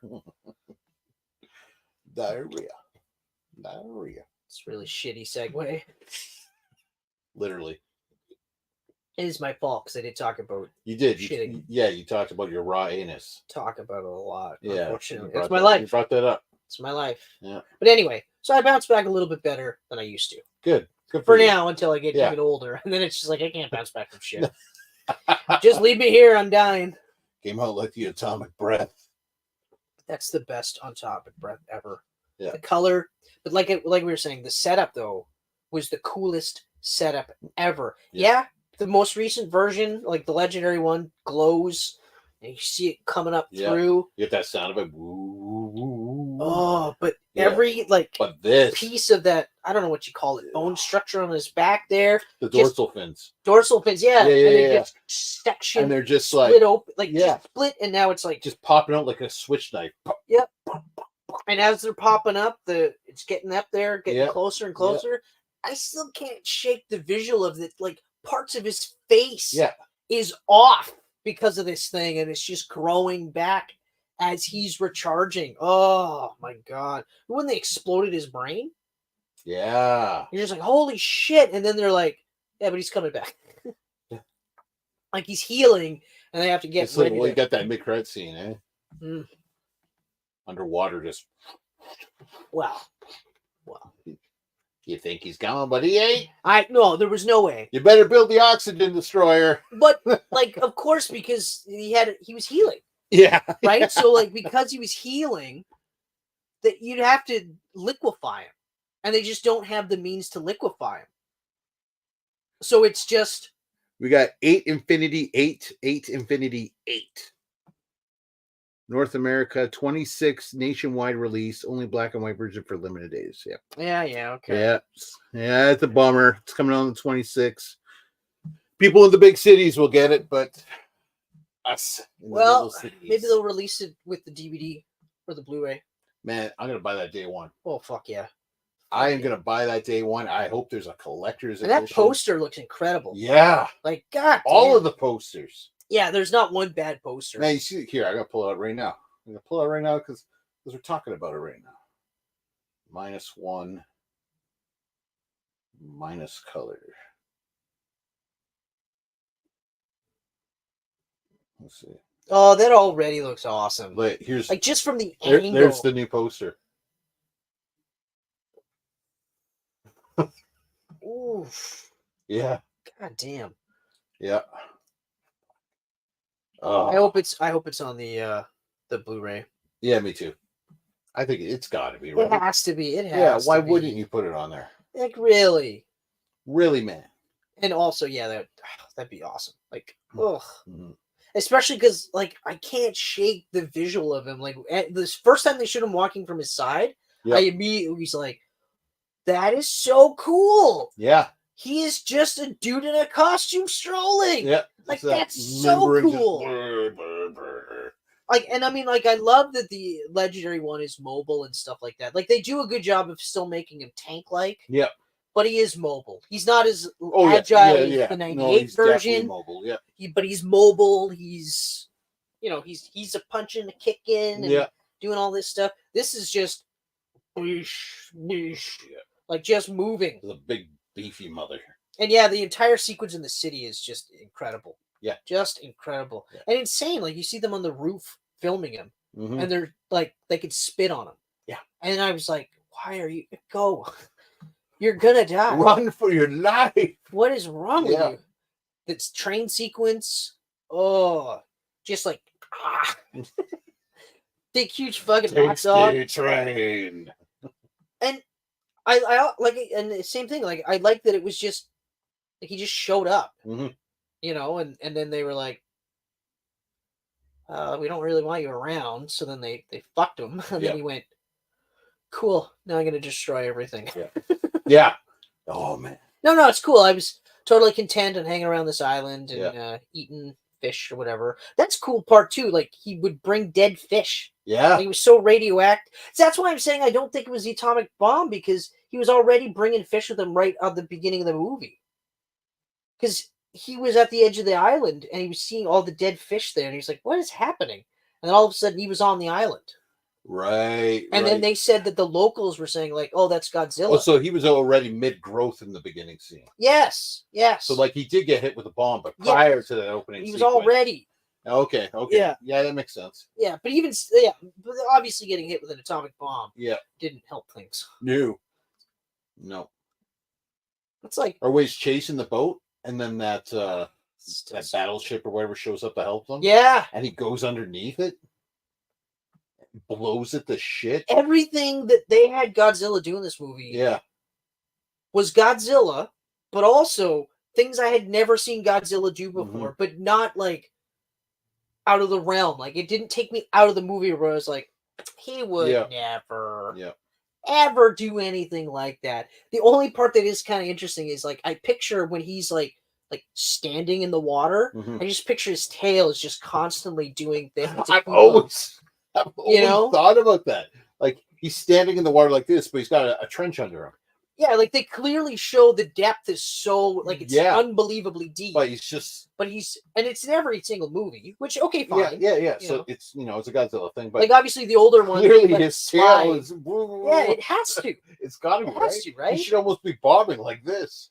Yes, yeah. But it wouldn't look as cool, right? No, it'd look kind of funny, right? Smash these fucking waves. I just did the freaking Ludo voice from that, Ludo. Hey, you guys. That's Chunk. Well, that's not Chunk, but Sloth. that's Sloth. Yeah, but still. Yeah, like there's not even, and I'm a huge fan of the 2014 Godzilla. Like that's one of my favorite Godzilla movies. Yeah, it's I really like it, but there are some things that I would have done differently. Yeah, but not much. There isn't much, right? But like it's because it's still a really good movie, but it's not. This is just a thing, an animal. Like this is Earth's protector. Yeah. Right? Like it only shows up when other things that could threaten Earth's existence is there, and you're like, that's a cool take on it. I like that because the originals got to that point. I think second movie. Yeah. Second movie, it was like he showed up, but he showed up because it wasn't Mothra. Rodan, maybe? No. Who was the second one? The bad guy. That was Godzilla's raids again. Godzilla raids again. Yeah, 95. Because Mothra was after. Yep. So. What Rodan had its own movie. Yep. So did Mothra. Yeah. So did Mothra. That's right. Oh yeah. They did a re-edited English version of this too. Jesus Christ. Plot. Who are you fighting? The new monster is identified as Angirius. Okay. And then after this, it was King Kong versus Godzilla. Right. Because wasn't King Kong 38? 33. 33, yeah. Yeah, he was 33. Godzilla was 54. Then their versus movie was 62. No, I didn't mean like in terms of the timeline. I was just trying to remind myself because, like, sometimes you forget how fucking old King Kong is. Oh yeah, he's over 20 years older than Godzilla. Like, yeah, older. That's older than Wizard of Oz. Yeah. Oh yeah. Like King Kong's old. That's an old movie. And the original is still so good. It's so good. The stop motion animation. The fight scene with the T-Rex. Yep. Oh. Yeah. Oh. But even the actual like using large props like the hand in the window. Yeah, exactly. And then some of the things like the close-up face is still, you're just like, what the fuck? Mm-hmm. You guys are insane. Crazy. As far as a sequel goes, well, they're already talking about it. They're talking about it. Apparently, they're not in a rush. Toho's not in a rush. They don't need to be. Why? I mean, this movie came out at the very end of 23, so it's practically 24. Yeah. And Shin was 2017. Yeah. So, that's a pretty big space in between. And not only that, on top of that, we're also coming up on the legendary Godzilla. Yeah. Kong Empire or whatever. Yeah. Or whatever it's called now. Yeah, Monarch in between. Yeah. Good time for Godzilla fans. Yeah, kaiju monster. Very good time. Yeah. But if we keep getting monster movies like this, like, fuck, I want like more -1 movies. That's it. I want more -1 movies. I want monster movies to be. I mean, the fun monster movies are great, but I also want those serious ones, like The Host. We love The Host. Oh, The Host is so good. That's a serious monster movie. Yeah, but like.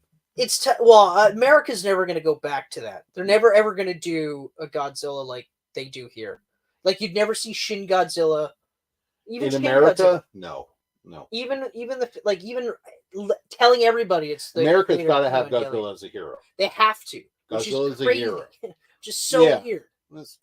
But I mean, it's a marketing giant for them or merchandising giant for them too. Yeah. So it's not like Like, I get it. I understand exactly what they're doing. Yeah. Like, well, shit, the original, like, Godzilla 98 is probably the closest they've ever had to it just being, like, just a thing. Like, it's just, I'm an animal. Yep.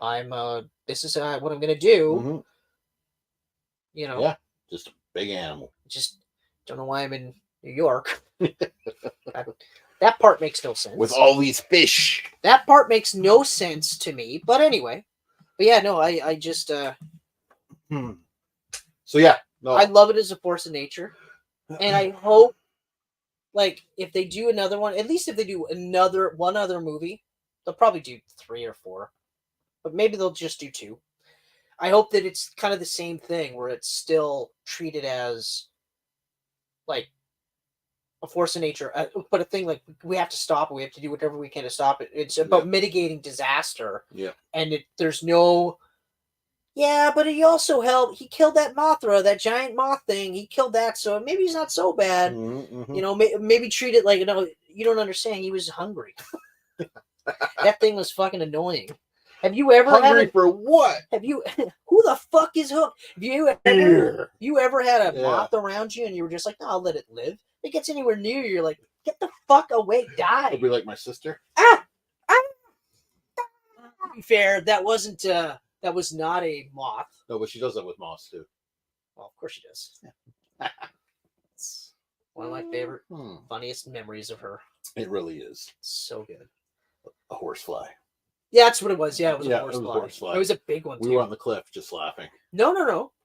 Were we on the cliff? No, we were on the dock with her. Oh, we were on the dock? We were on the dock with her. I thought we were going up to the cliff. But we were going up the cliff. We were going up, okay. And I think she was going to too, but that thing was on her. And she jumped in the water. And it was just, and then she just booked her off that dock. So funny. Oh, man. Oh, good times, though.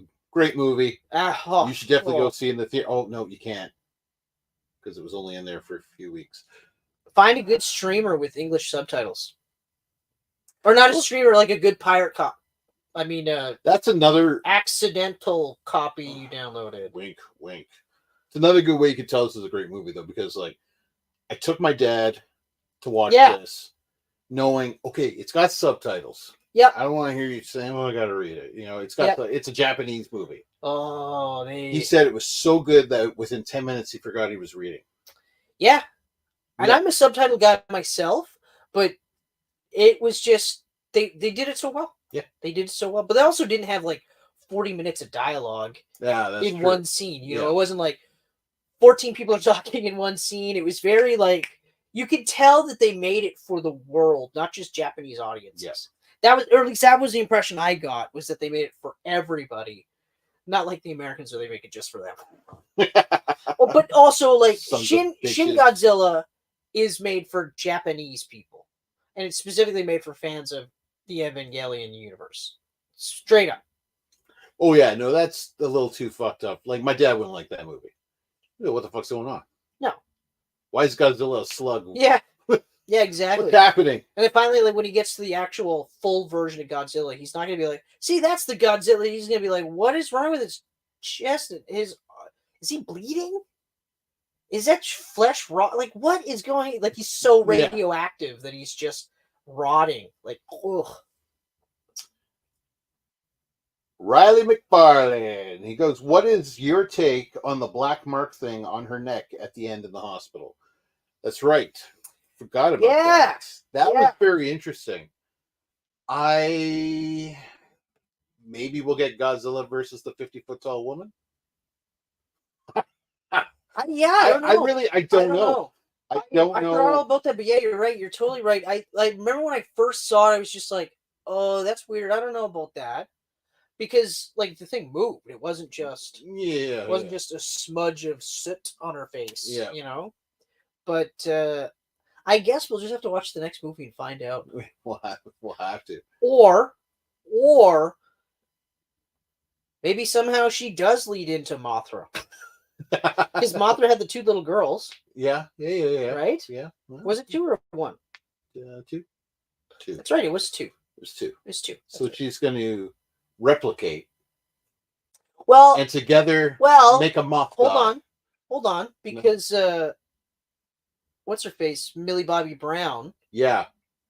had a connection with legendary Mothra, Right. and she was just one person. It's because they both have vaginas. Sure. That's the U.S. way of thinking, right? Oh, she's a girl. She's got to get along with the girl. Well, yeah, no, the girl monster. That's the girl monster. Yeah, no, you guys have a connection. 100%. Yeah. You're on the same cycle. That's right.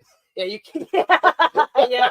No, you're right. At first, I was like, "Where are you going with this?" But yeah, you're right. Yeah. You're right. Yeah. Yeah. You're a girl, so you hang out with the girl thing. Yeah. And yeah. the guys, you're a guy. They're gonna hang out with those guys. Godzilla's we think he's a guy. We don't know. It might be a they. But you go over there anyway. No. Godzilla's definitely a dude. Definitely a dude. He's totally a dude. Yeah. Oh, fuck. Mothra has 2 1-foot-tall twins in the originals. Thank you. Thank you. Oh, we got a thesaurus on here tonight with us. A thesaurus? No. Cinematologist? Oh. That's a nice way of saying you're a movie geek. Dr. Right McFarlane. Now. I'm saying it right now. Dr. Cinematologist. McFarlane, cinematologist. If anyone says, "Hey, do you watch movies?" I'll be like, "No, I'm actually a no. It's cinephile, right?" But no, someone says I'm a cinephile. I'll be like, "I'm a cinematologist." Well, Here's you. Here's me. I still can't get over the fact that out of all the movies that I saw in 2023, that was the one, and I knew I was going to like this. Yeah. I saw that trailer and I was like, there's no fucking way I'm not going to like this. Yeah. But I did not think I was walking out of that theater going, that's the best movie I've seen in 2023. Right? It's so good. Like I said, I cared about every single character. I wanted everyone to have a happy ending. Yeah. And for the most part, everyone that I cared about had a happy ending. Some of the people died, but I didn't know them. Yeah, well, I mean, I didn't know them. They had a bad day, but I had a good one. Maybe some of them were child rapists. I don't know. We're hoping. But the destruction looked real too. That's the other thing I find with the legendary movies after 2014, because of course. Yeah. While the action is awesome and the destruction is awesome, there's no stakes to it. Like, you don't feel like there's anyone in these buildings. You feel like they've already been evacuated. Right, exactly. They make a point of trying to show as very little people getting killed as possible. Right. Whereas in this movie, they're like, no, they're fucking dead. Like, they're dying. They're dying. They talk about a death toll. You know, they show you they don't show people getting mangled, which because I don't need to see it, but they also don't shy away from it either. And you're right. I can't. Legendary needs to kill more people. Yeah. Fuck yeah. And not Ken Watanabe. He's the one guy that should have lived through the whole series. Oh, yeah. Kill everyone else. And Bryan Cranston. Yeah, Bryan Cranston. It's like, who's the most popular character? Kill him. Yeah. Everyone gets 2 movies with Millie Bobby Brown. Exactly. Kill Cranston right away. Yeah, I don't know. Yeah. Millie Bobby Brown was only in. Oh, she was in. She was in 2. That's right. She was. We got Rebecca Hall coming back for the new Godzilla X Kong. That's good. Yeah, it's good. She's hot. Yeah. She's also a good actress. She's a good actress, but yeah, I was more or less just thinking with my other head. You know, it is what it is. Yeah, that's right. It is what it is. You know what? I've been known to do that too. You know. You have. And I'll do it in the future too. Yeah, absolutely. You know. The future's bright. It's so bright I gotta wear shades. So anyway, Geek-Pantsers. Yeah. I don't have anything else to say. Kenneth, do you have anything else to say? No, me neither. I can't wait to watch this again. Hopefully in black and white. Yeah. I think when I buy it day one on Blu-ray or 4K, obviously. Oh, yeah. If the black and white version's on there, I'm gonna watch that first. That's what I'm gonna do too. Yeah. 100% that's what I'm gonna do because I've already experienced this in color, and it was an experience for me. It was. That's how good this movie was. It was an experience. Yeah. Which, unfortunately, with some of the movies that I watched last year, should have been experiences, and they weren't. No. Mission Impossible 7 should have been an experience. It was a good movie. I enjoyed it for the most part. Yep. But I didn't come off it like I did with Fallout. Yeah. I've watched it several times since, and I'm still just like, yeah, it is good. It's a really good Mission Impossible movie. It's not as close to beating Fallout, though. Yeah. Fallout was just It was one of those movies where after it was over, I went, it's just as good as Fallout. And I thought about it, I was like, nah, Fallout's better. And I was like, Rogue Nation might be better too. Yeah. Exactly. It's amazing though. It's still a perfect 5 out of 5 for me. Still amazing. I love it to death. But I actually just rewatched Ghost Protocol not too long ago, and part of me was like, it might actually be better than that, but it's not. It's not. No, Protocol's no. So it's still Fallout, Rogue Nation, then Dead Reckoning Part 1. Maybe. Well, I think it's just Dead Reckoning now. Yeah, retroactively. Even though they released it with Part 1 all over it, and yeah, number 8 will come out and be some different title, and be like, what? Wait, what? Yeah. Okay, whatever. Loose whatever. Anchor. I don't know. Stupid Loose Anchor. That's so dumb. Oh, so yeah, no, Godzilla Minus One, my favorite movie of 2023. Your favorite movie of 2023. Yeah. It's the Geek Pants Media Best of the Year. Yeah, it's so good. It's so good. So actually, you know what, Geek-Pantsers, we've got a cinematologist with us. Yes, he said, I'll take it. Who backed up my assertion that Mothra had two. I was wrong. I honestly, I forgot that they were like 1 foot tall. So he was correct about that one. That's really fucking small when you think about it. Oh, yeah. Yeah. Yeah. Still bigger than my dick, though. Because I mean 1 foot. Yeah, it's a lot of blood displacement. Like I'm not saying like I want a foot long dick. No. That's no, you don't. Are you kidding me? I would pass out. I wouldn't be able to enjoy it. It would be ridiculous. Anyway, enough about my penis. Yeah, and poops and stuff like that. I want to hear your Geek-Pantsers' favorite monster movies: Godzilla, King Kong. Like kaiju, sorry, your favorite kaiju movies. Yep. And that's what I want to hear. I want to hear that. And don't forget to enter our giveaways right now. We got a Batman statue and a Riddler statue. Now, do they McFarlane win toys. Or do they win? No, it's a giveaway for this one and a giveaway for this one. If you're a really, really, really lucky person, you might get both. But you'd have to be really lucky. But there's 2 giveaways, 1 for each. Go check out our videos right now. They're shorts, so you should be able to find them and enter those. I highly recommend it. Next week, we have Eternal Sunshine of the Spotless Mind, celebrating 20 years of my personal favorite Jim Carrey movie. It's up there for me, too. This is True Man Show. I love True Man Show. And Ace Ventura. And Liar Liar. Yeah, and The Mask. You know what I mean? Like it's Bruce Almighty. Son of a bitch. Exactly, right? Yeah, man. Me, Myself, and Irene. I know. We were just talking about the other day. Like it still fucking holds up too. Like man. So it's one of my favorites. It's So many good movies. So many. But I love Eternal Sunshine. Number 23. Kidding. Yeah. Just kidding. Or was it 26? Number 20. It's number 23. That's right. Oh. Yeah. Fuck. First I was like, what are you talking about? And I went, oh yeah, that's right. He made a movie called Number 23. To be fair, the first half of that movie is actually pretty good. Yeah. Then the twist happens and then it's just all downhill after that. Boy, it's kind of like Knowing with Nicolas Cage. Starts really good. And then the twist happens. I didn't even bother watching that. You didn't watch Knowing? No, and I'll tell you why. Because I already watched Next. I was like, I'm not doing this fucking shit again. Fuck this. I am done. That is it. And then he came out with Bangkok Diaries, and I was, no, he came out with that before Next. Yeah. That was during his Bangkok Dangerous. Bangkok Dangerous. It's worse sounding than you think. Bangkok Nights. Bangkok Nights. That's the sequel. Yeah. That's his straight-to-video sequel. It's got to be. What? No, yeah, but Bangkok, whatever the fuck you just said, wasn't that like one of his last theater movies? His last theater movie, I believe, was Kick-Ass. Right. Which he was so freaking good in. Oh yeah, but Kick-Ass in general was just Kick-Ass awesome. is great, but his Big Daddy role in that. Oh no, yeah.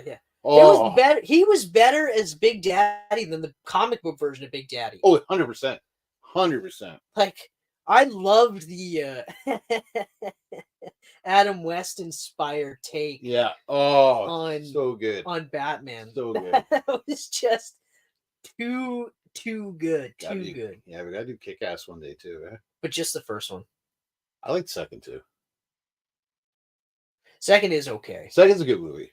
It's all right. It's way better than the comic it's based on. That's true. No. It is 100% way better than the comic. There's no freaking decapitating dogs and whatever else. Yeah, it's just still that implied rape scene. Yeah. Yeah, but at least they close the door and walk away so you know what's going on. Well, we do have to do both. Like, there's no way. Yeah. We gotta do there's both. No two of them. We gotta do both. And I liked both. Like, let's be real. I liked both. Right. The first one is the best one. It is. The second one is still pretty good. Second one we got Jim Carrey. And also we got like fucking Hit Girl is so awesome. Oh, Hit Girl's amazing. Like, Chloe Moretz. I wish they would have made one incredible. Hit Girl solo film. So do I. That would have been awesome. Bummer. They didn't. But anyway, no, so never did. Geek-Pantsers, I want to know your all-time favorite kaiju movie. That's what I want to know. Okay? And I don't care if it's English, Japanese, Korean. I think that's pretty much it. What about Chinese? I'll take it. Not that they're really known for kaiju, but Norwegian. Yeah. Oh yeah. Hey. Yeah. We get some Don't forget about the trolls. Yeah. Troll Hunter. Fuck. Yeah. I still have to watch the Netflix one. It's so good. I know you keep telling me, and I'm just like so good. But isn't it the same director or creator or whatever? No. Oh no. No. This is the director of The Wave, another fantastic Norwegian film. But it's still Norwegian though. It's all Norwegian. It's still Norwegian, so that's still I'm still okay with that. Yeah, and it was successful enough where they greenlit a sequel. Son of a bitch, eh? Mm-hmm. Troll 2. Oh, you don't say. Yeah. Troll returns. The trolling. The trolling. Oh no, but that reminds me, Troll 2, there's that shitty Troll 2 movie and it's about goblins. Yeah. I've never even seen it. Yeah, no, I watched it. But it's so infamous. I watched it in a hotel room and it fucking ruined me for weeks. Oh, because I hate when that happens. A child turns into a tree or something, and then the trolls cut down the tree. Okay. And he spews green blood out of his Okay, mouth. well, I mean, yeah. Because he's a tree now. Right, yeah. A bleeding tree. Awful fucking movie. But yeah, as a little kid. Oh, I didn't realize you watched it as a kid. Yeah. Oh, yeah, no, I was a little kid. Oh, yeah. Yeah. That would have fucked me up for a good little while. Yeah. I think we were at Grand Portage and my parents were down gambling with my grandparents or something. We were upstairs watching a movie. Oh, that's so brutal. Yeah, and I think, yeah. Oh. You know what movie messed me up for a couple of weeks afterwards? What's that? Gummo. Have you ever watched Gummo? Ooh, no. I've heard it's fucked up. Well, you watch Kids, though, right? I did. Yeah, same director, writer. Oh, well, that makes sense, son. But the difference is that so because like Kids had a story, right? Mm-hmm. Gummo is just like it was like a documentary of just the fucking like weird people. Like it was like a John Waters film. Right? Already not my cup of tea. Right, and I've never watched a John Waters film Cecil B. Demented. You don't know what you're missing. Cecil B. Demented is the only one that I've watched all the way through. But that's that's his last like mainstream one. Holy but that's shit. also a mainstream John movie, Waters. right? But I've only seen the clips that you show, like not you, but like that the one he's known for with the trans woman and she eats the dog shit. I've seen like 2 clips of that. Okay. But I'm like, I'm never watching this. There's no way. But then I watched Gummo because, Kids was like dark, but it was still a good movie. Like I remember just being like, holy fuck, this is crazy. But it was good. Like everyone was good in it. And then I watched Gummo and I was just like, what the fuck? Like, what am I watching? Like, what? Oh man, brutal. So yeah, that one fucked me up for a couple of weeks. Yeah. Couple weeks. It's actually, you know what? No, it's fucking me up for the rest of my life because I've never watched Kids since then. Because it reminds me of Gummo. And I can't. I'm just like, no. So yeah, you know what? I got PTSD from that movie. Yeah. You know what? I want to know what movies gave you PTSD. That's the other one. I want to know your favorite kaiju. That's a good one. And I don't care where it's from. I want to know your favorite kaiju movie. And then I also want to know what movies fucked you up for a significant amount of time where you're just like, what? What just happened? So that's it for me. Is that it for you? That's it for me, man. Geek-Pantsers. Take her out. Take us out. Kenneth, I already said. Oh, you fucked me up when you said take us out. I was like, I was going to do it. And like Geek-Pantsers, take us out. We're waiting. So I fucked We're waiting up. for them Anyway, to say sorry something. guys. But you can see us. Yeah. You can see us on geekpantsmedia.com. You can see us on Instagram. You can see us on Facebook. You can see us on YouTube. You can hear us on Audible, Spotify, Apple, and Google Sound podcasts. Apple and Google. Google Sound Apodic. Yeah, you just blended like three together. That was incredible. We're on a whole bunch of podcasts. My order was fucked up. Your favorite podcast service, chances are we're on it. So my order was fucked up. I had it. You had a flow. You had the flow. But my order was fucked up. So anyway, we're on a lot of things. Yeah. The only thing we're not on X, Twitter. We're not on Twitter. We're also not on cocaine. Sadly. Currently. Like, unfortunately, we're not. I mean, those doctors, they had to. They must have known, right? Between that and heroin, like, but all you look back and but you also prescribe heroin to people too. Yeah, well, like I got a stomach problem. You should take heroin. Mm-hmm. Okay, sure, I guess that works. Yeah. Now I don't do anything. Let's do it. And I can't poop. Geek-Pantsers, we love you. Thank you so much for joining us. Have a great night, everyone. Laters on the Minjay. That. These pancakes are delicious.